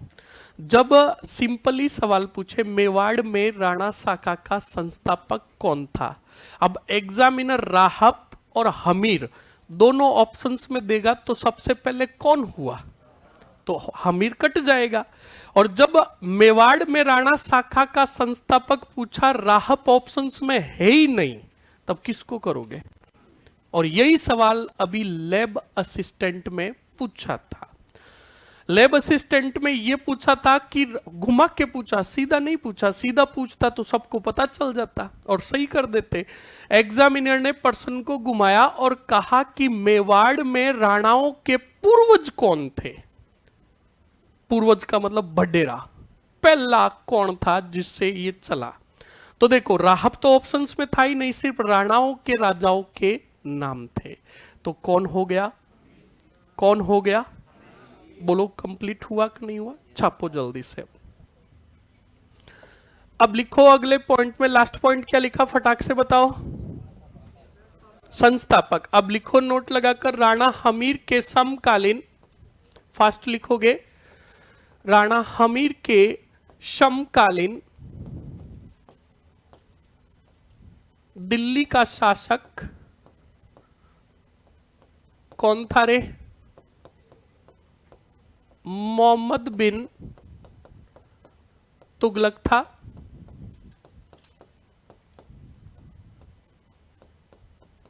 मोहम्मद बिन ने, तुगलक ने 1326 ईस्वी में मेवाड़ पर क्या किया, आक्रमण किया।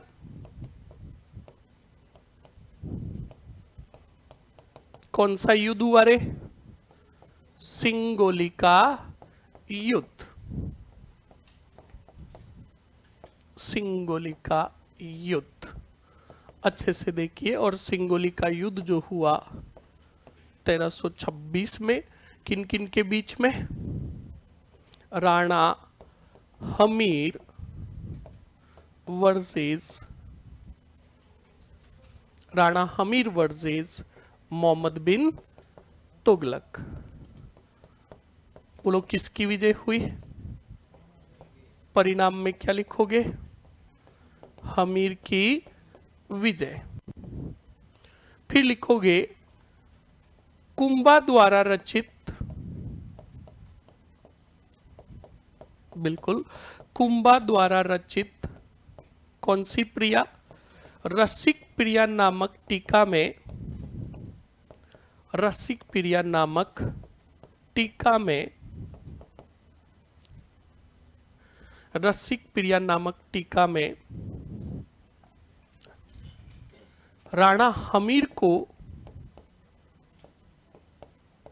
कौन से राजा के नाम से पुकारा, वीर राजा के नाम से पुकारा, के नाम से पुकारा।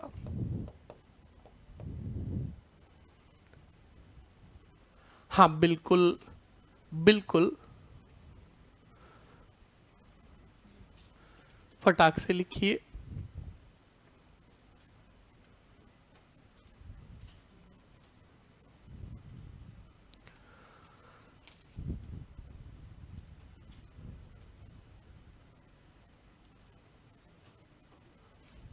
क्या बात है, देखो मारवाड़ी जो लैंग्वेज बोलता है ना, उस लैंग्वेज में हिंदी भी आती है, इंग्लिश भी आती है और मारवाड़ी भी आती है। ऐसा ही कमेंट एक सिद्धार्थ नाम के स्टूडेंट्स ने किया, सर आप भेजा नाइस पढ़ाते हो। अब देख लो, यही तो मारवाड़ियों की खासियत है। मारवाड़ी जब तक कंट्रोल होता है तब तक इंग्लिश बोलता है, और फिर कंट्रोल से आउट ऑफ बार जाने लगती है और कोई शब्द है जिसका इंग्लिश में मतलब नहीं आता है तो सीधा कहता है दिस इज, हाँ खाटा।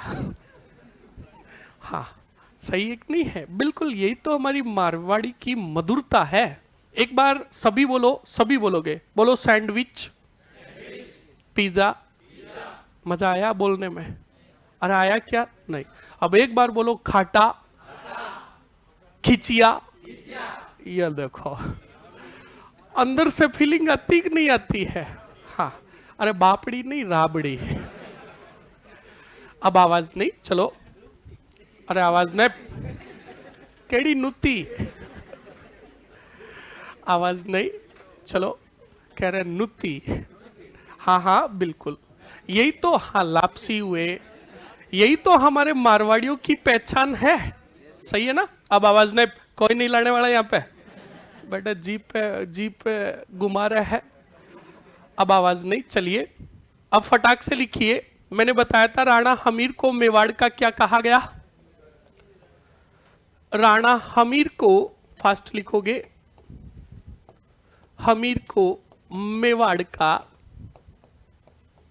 उद्धारक कहा गया। अब देखना आगे एक उद्धारक और आएगा जो होगा भामाशाह। अब कोई ये नहीं कहेगा सर दोनों ऑप्शंस में आगे, एग्जामिनर इतना भी गहला नहीं है कि दोनों देगा। अगर राजाओं के नाम आए तो आप किसको करोगे? हमीर को। और जब राजाओं में हमीर का नाम है ही नहीं और है कौन? भामाशाह, तो किसको करोगे? भामाशाह को मेवाड़ का उद्धारक कहा गया।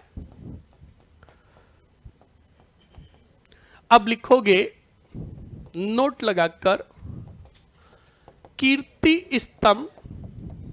कौन सा स्तंभ? कीर्ति स्तंभ प्रशस्ति व कुंभलगढ़ लेख में, बोलो मत रहे, ज्यादा होशियार है अभी मर जाएगा, लिख लो चुपचाप। कुंभलगढ़ लेख में राणा हमीर को कौन सा? विषम घाटी पंचानन कहा गया। और इसको अंडरलाइन करके मैंने आपको बताया था विकट समय में सिंह के सदृश दिखने या लड़ने वाला। और सिंपली अगर पूछे तो समर सिंह।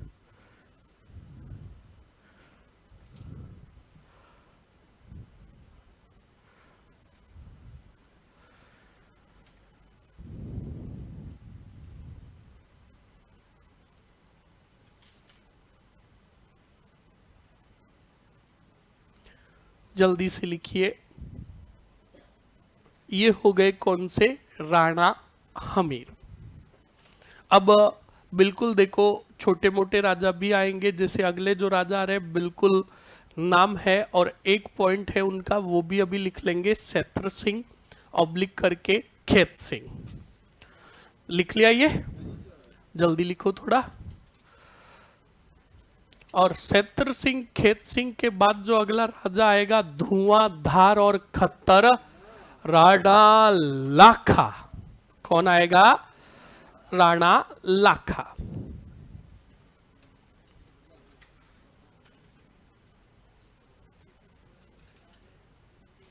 लिख लिया? फटाक से हेडिंग डालिए।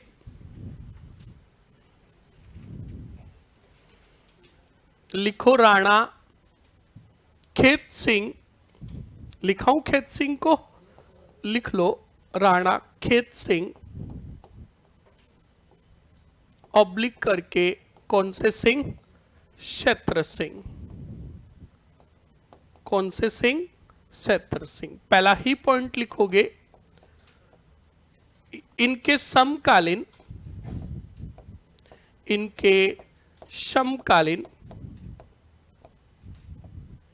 मालवा के शासक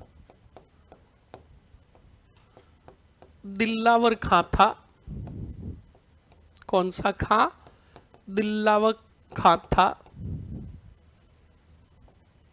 राणा खेत सिंह के समय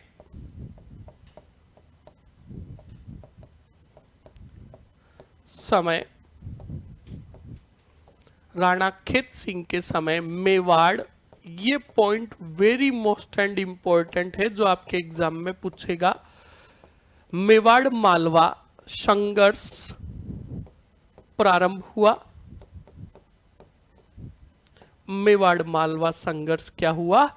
प्रारंभ हुआ। अब खेत सिंह सेतर सिंह के शासनकाल से प्रारंभ होगा और ये चलेगा लगभग राणा सांगा तक। कंप्लीट ना? तो वेरी मोस्ट एंड इंपॉर्टेंट, फटाक से लिखिए। और फिर इनकी एक छोटी सी घटना बताएंगे।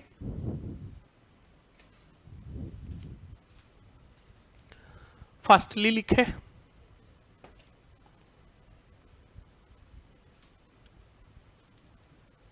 हाँ बिल्कुल, प्रबल हिंदू राजा भी राणा हमीर को कहा जाता है, ये भी ध्यान रखना, प्रबल हिंदू राजा। कंप्लीट। अब सुनिए अच्छे से। अब देखो एक दिन क्या हुआ था, फटाक से देख लो, छोटी सी 2 मिनट की कहानी है, तुम्हें भी पता चल जाएगा कि क्या हुआ था। राणा हमीर एक दिन क्या हुआ था, मेवाड़ यानी चित्तौड़गढ़ से अपने साम्राज्य का एक दिन निरीक्षण करने के लिए जा रहे थे। तब एक गांव से गुजरे। तभी गांव में एक थी क्या, गजबन, जो पानी लेकर जा रही थी। खेत सिंह सेतर सिंह जी ने इस गजबन को देखा, बहुत खूबसूरत थी। तब खेत सिंह जी ने, सेतर सिंह जी ने इस गजबन को देखकर कहा, ए क्या बोलती तू? क्या कहा? ए क्या बोलती तू? तो बिल्कुल गजबन ने राणा जी को देखा और राणा जी ठीक थे, अच्छे थे। तो कहा मैं क्या बोलूं? तो कहा सुन। तो कहा क्या सुनाओ जी? तो कहा आप सीधा का सीधा चलो, कौन से तोड़? चित्तौड़। अगर कोई किसी ने भी अगर अपनी मर्यादा क्रॉस करने की कोशिश की तो मैं पहले ही कह रहा हूं, ये तो राजा महाराजा चल रहे, इन महाराजाओं के चक्कर में खुद नहीं मारे जाओ। इस बात को ध्यान रखना, इसलिए अपने थोबड़े को, मुंह को बंद रखे और चुपचाप देखते रहे। ले गए कहां? चित्तौड़। अब सुनो, राजा महाराजाओं की शादी अगर राजवंश उनके बराबर के वंशों के साथ होती तो वो क्या कहलाती? रानियां। क्या कहलाती? अब राजा क्या करता था, कभी सामान्य महिला भी पसंद आ जाती तो उसको भी ले जाता, पर वो रानियां नहीं कहलाती, वो कहलाती दासी। क्या कहलाती? दासी कहलाती। तो सुनना, बिल्कुल एक दासी थी। उस दासी से 2 पुत्र हुए, एक का नाम था चाचा और दूसरे का नाम था मेरा। कितने पुत्र हुए? जो दासी पुत्र थे, किसके? खेत सिंह के या सेतर सिंह के, दोनों का नाम क्या है? चाचा और मेरा। ये इसलिए यहां पर बताया क्योंकि यही चाचा और मेरा आगे चलकर एक मेवाड़ के राजा की हत्या करेंगे। क्या करेंगे? हत्या करेंगे। तो यहीं पर खेत सिंह का एक पॉइंट लिख लो। इनके कितने पुत्र थे रे? दासी पुत्र। बिल्कुल लिखोगे दासी पुत्र। दासी पुत्र को कहा जाता था औरस पुत्र, ऑब्लिक करके अनोरस पुत्र। ये तीनों नाम एक ही है। एक का नाम लिखोगे कौन सा? चाचा, और दूसरे का नाम मेरा। फटाक से लिख लीजिए।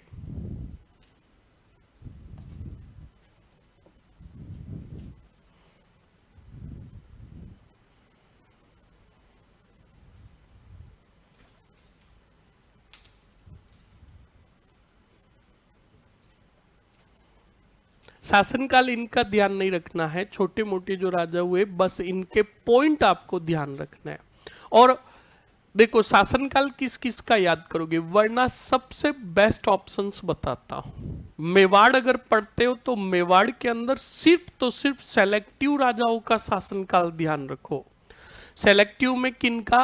अभी आगे आएंगे राणा कुंभा, जो बहुत बड़े शासक थे।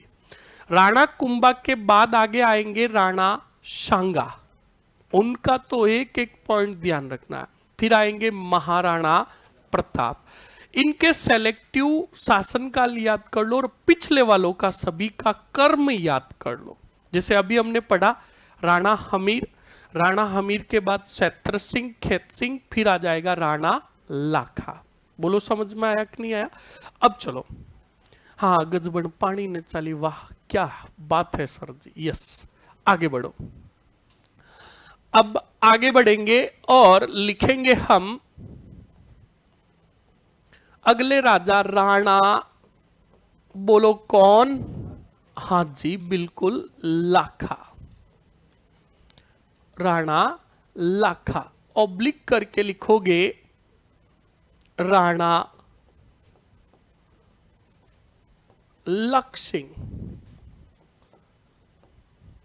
कौन से सिंह? लक्ष्य सिंह। पहले समझा दूं इनको कि लिखा दूं? अच्छा समझाऊं पहले, तो देखिए समझ लीजिए फटाक से राणा लाखा को। अब सुनो, राणा लाखा के दरबार में, कहा दरबार में दो बड़े विद्वान थे। कितने विद्वान? और वो जो विद्वान थे कौन सी भाषा के थे? संस्कृत भाषा के थे। कौन कौन थे? अच्छे से देख लो। नंबर फर्स्ट, जिनका नाम था धनेश्वर भट्ट, बोलो कौन सा भट्ट?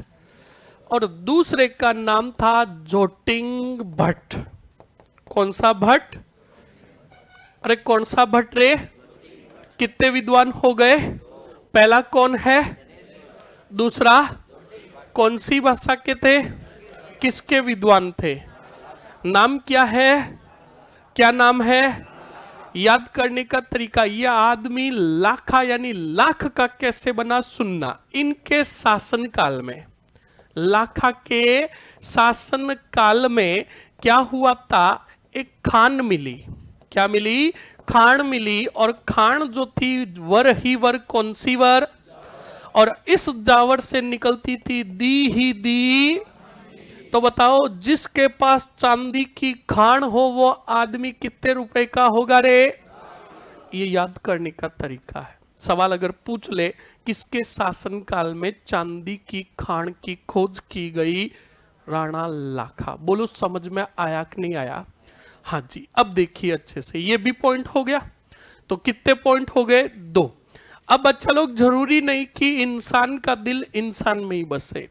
सही है कि नहीं है? जरूरी नहीं कि इंसान सिर्फ इंसान से ही प्रेम करे, क्योंकि आज का इंसान तो वफादार नहीं धोखेबाज है। और वफादार पहले भी थे, आज भी है, वो है जानवर। सही है कि नहीं है? तो ऐसे ही राणा लाखा के शासन काल में एक बंजारा था। क्या था? और इस बंजारा का नाम था चिड़ी मार। कौन सा मार? चिड़ी मार छितर। कौन सा तर? पिच्छू बंजारा। कौन सा बंजारा? पिच्छू बंजारा। यह जो बंजारा है इसका एक क्या था? बैल। बोलो क्या था? और इस बैल की क्या हो गई थी? मृत्यु हो गई। तो बंजारा ने इस बैल की याद में, याद रखना, एक खूब बड़ा जलाशय था। क्या था रे? इस जलाशय की पाड़ पर किसका अंतिम संस्कार? वही बैल को दफनाया, गाड़ा, जो भी किया। और फिर इसी बैल की याद में इस झील के चारों तरफ पाड़ बंधा दी। क्या बंधा दी? पाड़ बंधा दी। और फिर राणाओं ने इसी झील के आगे एक महल बना दिया। क्या बना दिया? तो महल के पीछे होने के कारण इसका नाम रखा पिछोला। कौन सा छोला? अरे कौन सा छोला? तो पिछोला झील का निर्माण जो करवाया, बोलो किसने करवाया? बंजारे ने। किसकी याद में? बोलो समझ में आया कि नहीं आया? ये सिर्फ सिंपली पॉइंट हो गए किसके? राणा लाखा के। फटाक से लिखो।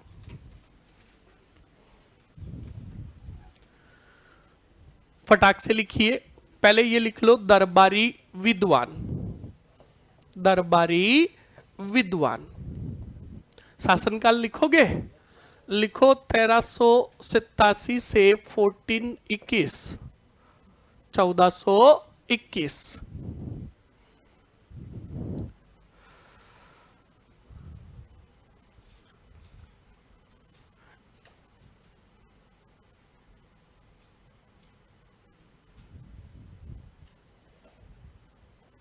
फटाक से लिखिए।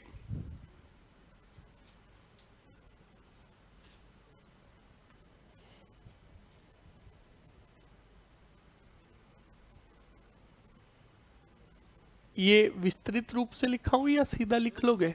शॉर्टली सही है, लिख लो, बहुत बढ़िया। ये थोड़ा पॉइंट विस्तृत लिख देना। कौन सा? जावर वाला। राणा लाखा के शासनकाल, पहले लिख लो, चलो।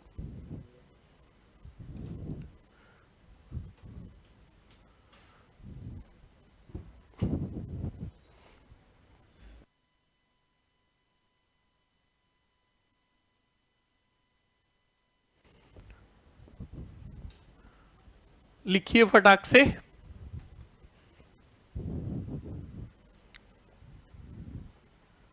हाँ बिल्कुल बिल्कुल, अभी लिखा रहे हैं। हाँ, अब इस पॉइंट के अंदर लिख लो, राणा लाखा के शासनकाल में, राणा लाखा के शासनकाल में, के शासनकाल में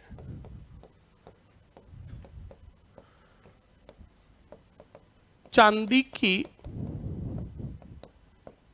जावर नामक खान मिली।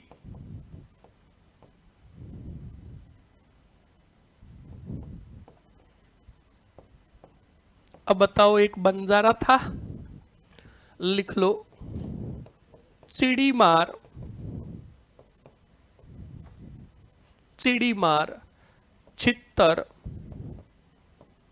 पिच्छू बंजारे ने बैल की याद में, बैल की याद में कौन सी झील? पिछोला झील का क्या करवाया? निर्माण करवाया। पिछोला झील का निर्माण करवाया। अगले पॉइंट में लिखोगे, इस झील के किनारे, ऊपर लिख देता हूं, चलो। इस झील के किनारे किसका चबूतरा? गलकी नटनी का चबूतरा, चबूतरा बना हुआ है।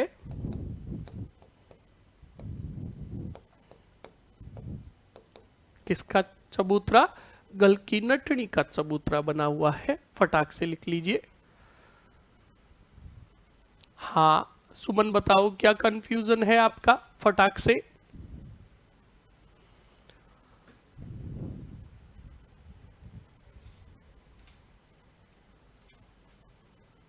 फास्टली लिखिए।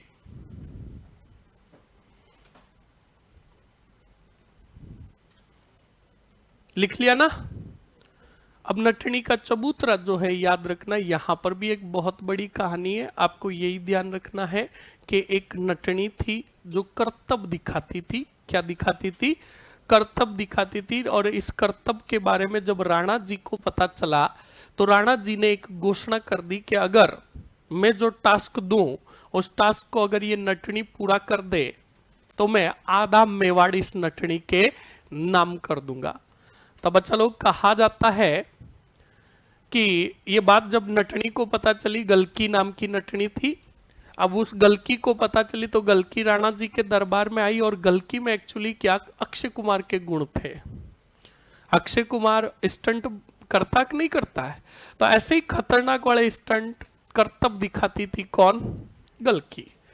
तो बिल्कुल गलकी आई और गलकिन का, राणा जी ये बात सही है क्या कि आपने घोषणा की है कि आधा मेवाड़ दे दूंगे? तो कहा बिल्कुल। तो कहा बताओ तुम्हारा टास्क क्या है? तो का टास्क मेरा ये है कि जो पिछोला झील है, कौन सी? पिछोला झील है, इसके दोनों तरफ, किनारों के दोनों तरफ एक एक खंबा लगाऊंगा। और बीच में क्या तानूंगा? रस्सी। अगर इस रस्सी से तू मतलब एक तरफ से दूसरी तरफ चलकर चली गई तो आधा मेवाड़ तेरा तो कहा जाता है, ये आधा पार कर लेती है। तब राणा जी की धड़कनें तेज होती है, तो कहता है कि आज तो गया आधा मेवाड़। तब उनके मंत्री और सेनानायक जो होते हैं उस रस्सी को कटवा देते हैं और गलकी पानी में डूब जाती है। और राणा जी कहते हैं सत सत नमन, एक चबूतरा बना दो। और बना दिया गया कौन सा? गलकी नटनी का चबूतरा। बोलो कंप्लीट ना? अरे कंप्लीट ना। अब अगला पॉइंट देखिए, अच्छे से समझो, आवाज नहीं, समझ लो। अब देखो देखो अच्छे से। एक तो है आपका, अभी हम पढ़ रहे कौन सा वार्ड? अब यहां पर मैं सभी स्टूडेंट्स को कहूंगा कि आंखें फाड़ के देख लेना, मारवाड़ का जिक्र हो रहा है। और जब मारवाड़ पढ़ाऊंगा तब ये चीज मैं वहां पर बिल्कुल भी नहीं बताऊंगा, सीधा लिखाऊंगा, क्योंकि अभी समझा रहा हूं। मारवाड़ के जो राजा थे राणा लाखा के समकालीन, वो थे, याद रखना, राव चूड़ा। बोलो कौन थे? कौन थे? राव चूड़ा के जो सबसे बड़े पुत्र थे उनका नाम था राव रणमल राठौड़। क्या नाम था? दूसरा पुत्र जो था उसका नाम था राव सत्ता। क्या नाम था रे? तीसरा पुत्र जो था उसका नाम था रणधीर। क्या नाम था? हाँ, बंदा रुका ही नहीं। चौथा पुत्र जो था वो था कौन? राव कान्हा। कौन था? और नहीं रुका। फिर आई कौन सी बाई? कौन सी बाई? अब रुका तो नहीं था पर आगे जगह खत्म हो गई। कंप्लीट ना कहने का मतलब सुनो, इतिहास में आगे मारवाड़ पढ़ेंगे, मारवाड़ में जो जो काम आने वाले मैंने उन्हीं का नाम लिखा। कंप्लीट ना, वरना संतति तो खूब सारी थी, पूरी लाइनें भर जाती, ऐसी ऐसी 4-5 पेज लेने पड़ते हैं। तो सुनो, आवाज नहीं, सिर्फ बोलो मत, देखते रहो ताकि ज्यादा से ज्यादा ज्ञान कर सको, समझ सको। तो देखो, अब बताओ राव चूड़ा का बड़ा पुत्र कौन है और सबसे छोटा कौन है? सही है कि नहीं है? पर राव चूड़ा, मैं अगर आपको पूछूं कि राव चूड़ा की मृत्यु के पश्चात राजा कौन बनेगा? कौन बनेगा? रणमल राठौड़। पर हुआ क्या था? राव चूड़ा की प्रिय रानी थी जो हमेशा पराठे बनाकर खिलाती थी। क्या बनाकर? हाँ, मतलब रानियां तो खूब थी पर एक रानी जो थी उन रानियों में सबसे प्रिय थी। उस रानी की हर बात मानते कौन? चूड़ा जी। और उस रानी का जो पुत्र था कौन था? राव कान्हा। और रानी चाहती थी कि राव जी के बाद राजा मेरा पुत्र बने। तो बिल्कुल बच्चा लोग, एक दिन रूठ गई कौन? इनकी प्रिय रानी। अब रूठ गई तो बिल्कुल रूठ गई। तो राव जी ने कहा चूड़ा जी ने कहा क्या हुई? तो कहा नहीं जी हम आपसे बात। तो कहा अरे रीजन तो बताओ, कारण क्या है? कल ही आपको ऑनलाइन से पिज्जा मंगा के खिलाया था, आज रूठ गए, बात क्या है? तो कहा नहीं, एक बात बताओ हमें। तो कहा क्या? कि एक बात पूछनी। कहा अरे पूछो तो सही। तो कहा पूछ ले, पक्की बात के पूछ लो। कहा कि आपकी मृत्यु के पश्चात। राव जी ने कहा बहुत बढ़िया, हाँ हमें कह रहे मृत्यु हो आपकी। कहा कि आपकी मृत्यु के पश्चात। कहा नहीं हमारी बात सुनो। कहा सुनाओ, कि आपकी मृत्यु के पश्चात राजा कौन बनेगा? तो कहा बिल्कुल पूछने की भी जरूरत नहीं है, कौन बनेगा? रणमल राठौड़। तब रानी सा ने कहा यही तो हम नहीं चाहते, राजा बनेगा कौन? राव कान्हा। तो बच्चा लोग, ये आज के ही पतिदेव प्रताड़ित नहीं है पत्नियों से, ये परंपरा काफी पुरानी है। हमारे राजा महाराजा भी काफी प्रताड़ित थे। राव चूड़ा जी ने कहा अब कहना तो मानना ही पड़ेगा, क्या करें। तो बिल्कुल बच्चा लोग आवाज नहीं, प्रिय रानी के कहने पर बताओ किसको उत्तराधिकारी घोषित किया? बोलो। राव कान्हा को घोषित किया। तो नाराज बिल्कुल जाहिर सी बात है कौन हुआ? रणमल राठौड़ ने हमेशा हमेशा के लिए छोड़ दिया। बोलो कौन सा वार्ड? और मारवाड़ छोड़कर आ गए कौन से वाड़ में? और मेवाड़ के राजा थे राणा लाखा। राणा लाखा के दरबार में उपस्थित हुए रे कौन? रणमल राठौड़। तो बिल्कुल रणमल राठौड़ को पूछा, लाखा जी ने कहा वो, तब कहा my name is, my father name is, my छोटा भाई नेम इज, माय पापा राजा बनाएंगे किसको, मैं नाराज होइंग क्या छोड़ेंग, और कहा आएंगे? किसके पास? आपके पास आया। यानी पूरा परिचय दिया कि मैं राव रणमल राठौड़ मारवाड़ के राजा राव चूड़ा का बड़ा पुत्र, पर मेरे पिताजी ने घोषित कर दिया उत्तराधिकारी मेरे छोटे। तब लाखा ने कहा देख मैं लाख का आदमी हूं, भगवान का दिया हुआ, तू मस्त रहे। मेरे पास एक जागीर है धनला गांव की। कौन से गांव की? वहां जा, ये जागीर मैं तेरे नाम कर रहा हूं और अच्छे से वहां पर रहे और शासन कर। तो देखो अच्छे से, मारवाड़ से जा रहा है कौन? बोलो। क्या छोड़कर? क्यों छोड़कर? क्योंकि इसके पिता ने उत्तराधिकारी घोषित किया किसको? बोलो। और गए कहां? किसने शरण दी? कहां की जागीर दी? कहां की? पहला ही पॉइंट लिखो ये फटाक से। और ये जब वापस हम मारवाड़ पढ़ेंगे तो राव चूड़ा, और राव चूड़ा के बाद रणमल राठौड़ आएंगे तो वहां पर समझाऊंगा नहीं, सीधा छपाऊंगा। तो लिखो नोट लगाकर फटाक से।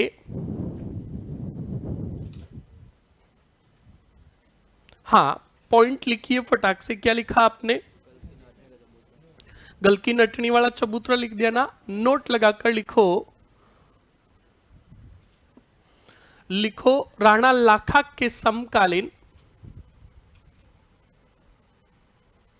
राणा लाखा के समकालीन, राणा लाखा के समकालीन मारवाड़ के राजा, मारवाड़ के राजा कौन थे रे? राव चूड़ा थे। राव चूड़ा ने, राव चूड़ा ने छोटे पुत्र, छोटे पुत्र किसको? बोलो। राव काना को उत्तराधिकारी घोषित किया।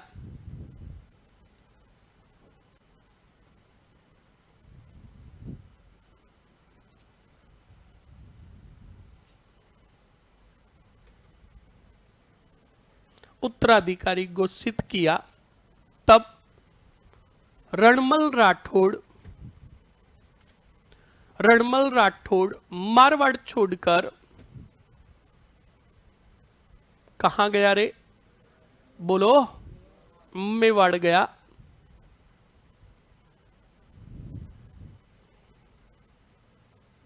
मेवाड़ गया। और क्या दी गई उन्हें? किसने दी शरण? मेवाड़ गया तथा मेवाड़ के राणा लाखा ने, मेवाड़ के राणा लाखा ने उन्हें शरण प्रदान की, उन्हें शरण प्रदान की तथा धनला गांव की क्या प्रदान की? जागीर प्रदान की। कौन से गांव की? धनला गांव की जागीर प्रदान की। बोलो, लिख लिया? अरे लिख लिया ना? हाँ जी।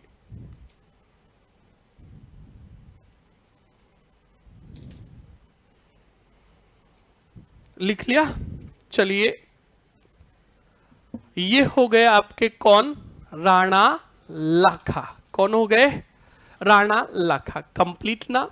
तो देख लीजिए आज हमने जो पढ़ा, क्या पढ़ा? देख लीजिए अच्छे से। राणा हमीर किसको पढ़ा? और राणा हमीर के अंदर, राणा हमीर ने जो शासन किया 1326 से 64। फिर आया कौन? राणा खेत सिंह या सैतर सिंह। इन्होंने जो शासन किया 1364 से 82, और फिर आए कौन? लाखा। और लाखा जो आपके शासन करेंगे 1382 से कितना? 1421। कंप्लीट ना? 1382 करो भाई। हाँ कह रहा हूं ना, तो लिख लीजिए 1382 कंप्लीट। अब सुन लो, कल आते ही ओरली, क्या ओरली तुम्हें क्या पूछूंगा? राणाओं के इनके काम जो अभी तक हमने पढ़े हैं। ओके, 6:15 तक थोड़ी है आज, 6:15 तक है। अरे यार ये लफड़ा है एक्चुअली। क्या 6:15 को दूसरी जगह क्लास होती है ना, तो माइंड में वही चलता कि हाँ भाग कर जाना है 6:15 तक, 6:15 से वापस दूसरी जगह क्लास है। हाँ यही है, फिर क्या करें, हमारी लाइफ में एक ही दौड़म दौड़ लिखी हुई है। इधर से गए, उधर पढ़ाया, उधर से आए, इधर लाखा छपाया, उधर रणमल छपाया। चलो कोई बात नहीं। चलो अब लास्ट पॉइंट बताओ। हाँ शरण दे दी। अब देखो अच्छे से, अब शरण में धनला गांव लिख लिया। अब एक बात सुनो, अगर आपको, आप जैसे यहां से जा रहे हो और पुलिस स्टेशन, पुलिस वालों ने आपको पकड़ लिया, कहा आरसी ला, हेलमेट कहाँ है तेरा, आपने सब बता दिया, तो भी कहा ये तेरी गाड़ी का रिफ्लेक्टर कैसे टूटा हुआ है, फाइन लगेगा। क्योंकि उसको तो जैसे तैसे क्या करके फाइन फाड़ना है। तो अब बच्चा लोग, आप विपदा में फंसे हुए हो, आपके पास 1 रुपया भी नहीं है। अब आप कहते हो सर जी प्लीज छोड़ दो न, जाने दो।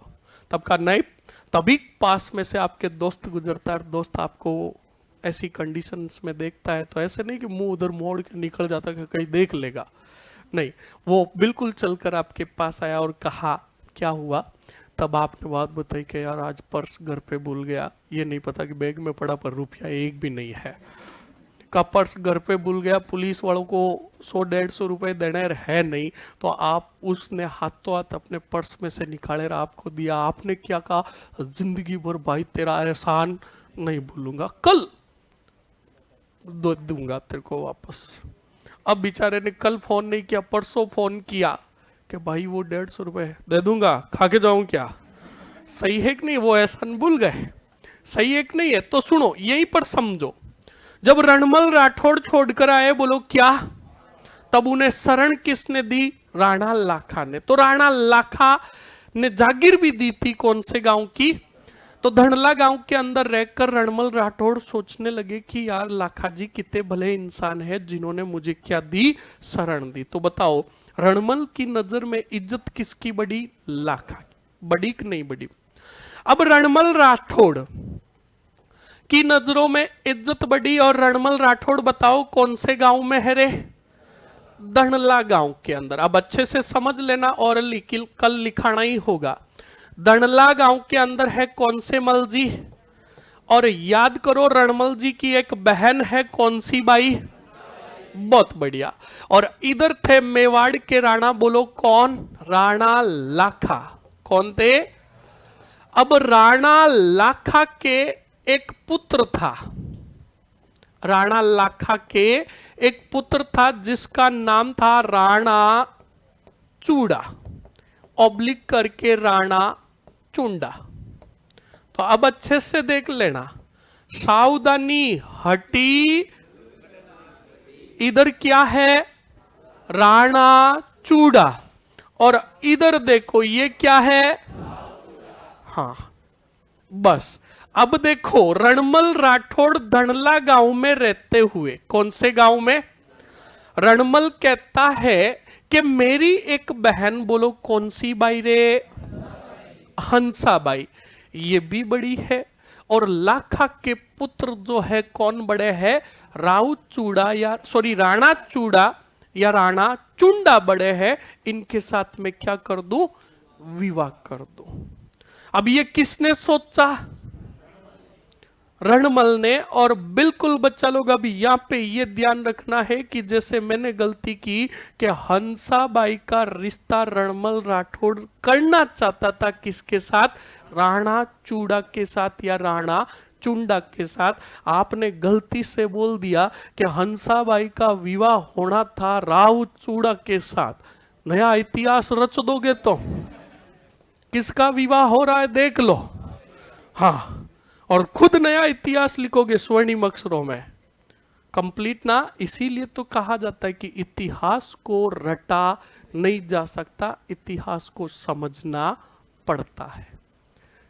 बोलो समझ में आया कि नहीं? अब सुनो, अब देखो, बिल्कुल रिश्ता रणमल हंसाबाई का भेजेगा किसके लिए? राणा चूड़ा के लिए। और रिश्ता हमेशा सगाई का कौन लेकर जाता है? पुजारी।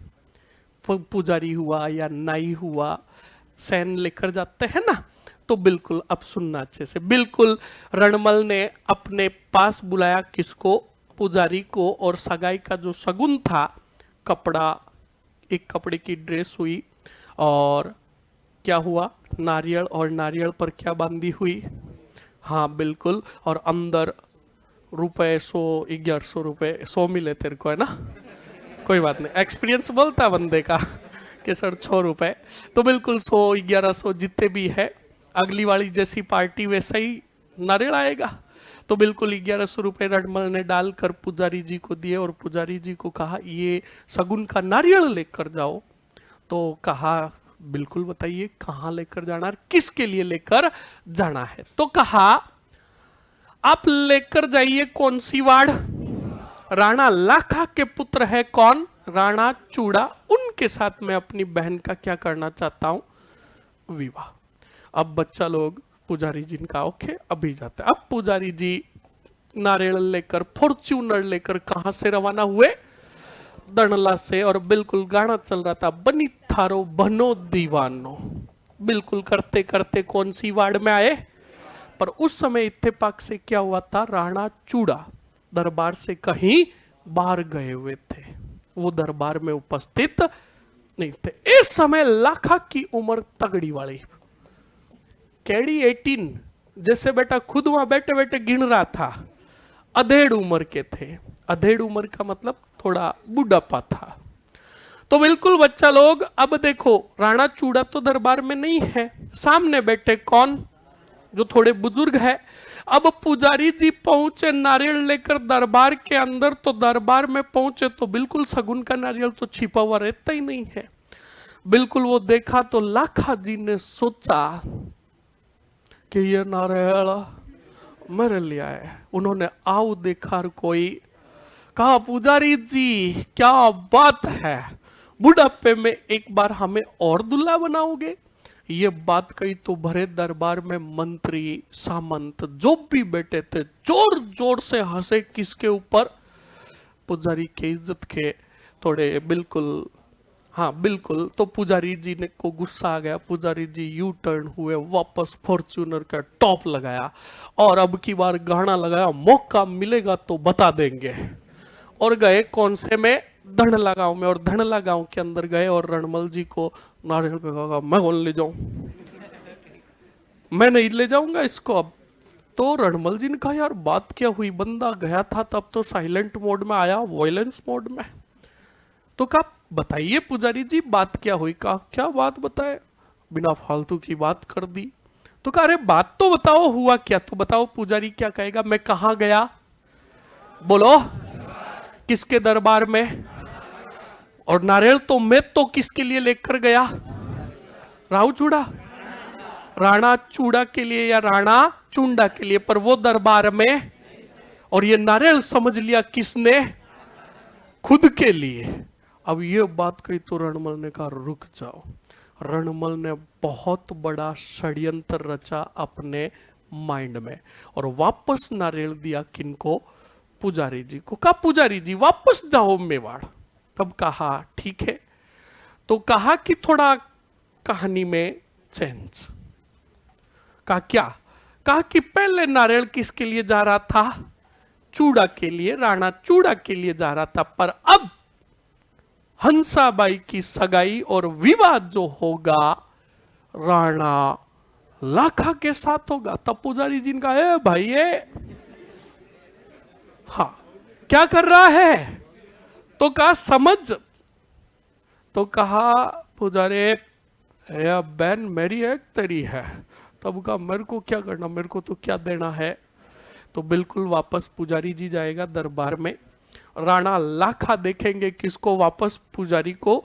तब लाखा जी पुजारी को देखकर कहेंगे पुजारी जी क्या बात है, आते भी जल्दी जाते भी जल्दी। तब पुजारी जी ने कहा बात ही कुछ ऐसी है, अगर विवाह करना चाहते हो हंसाबाई से तो एक शर्त है।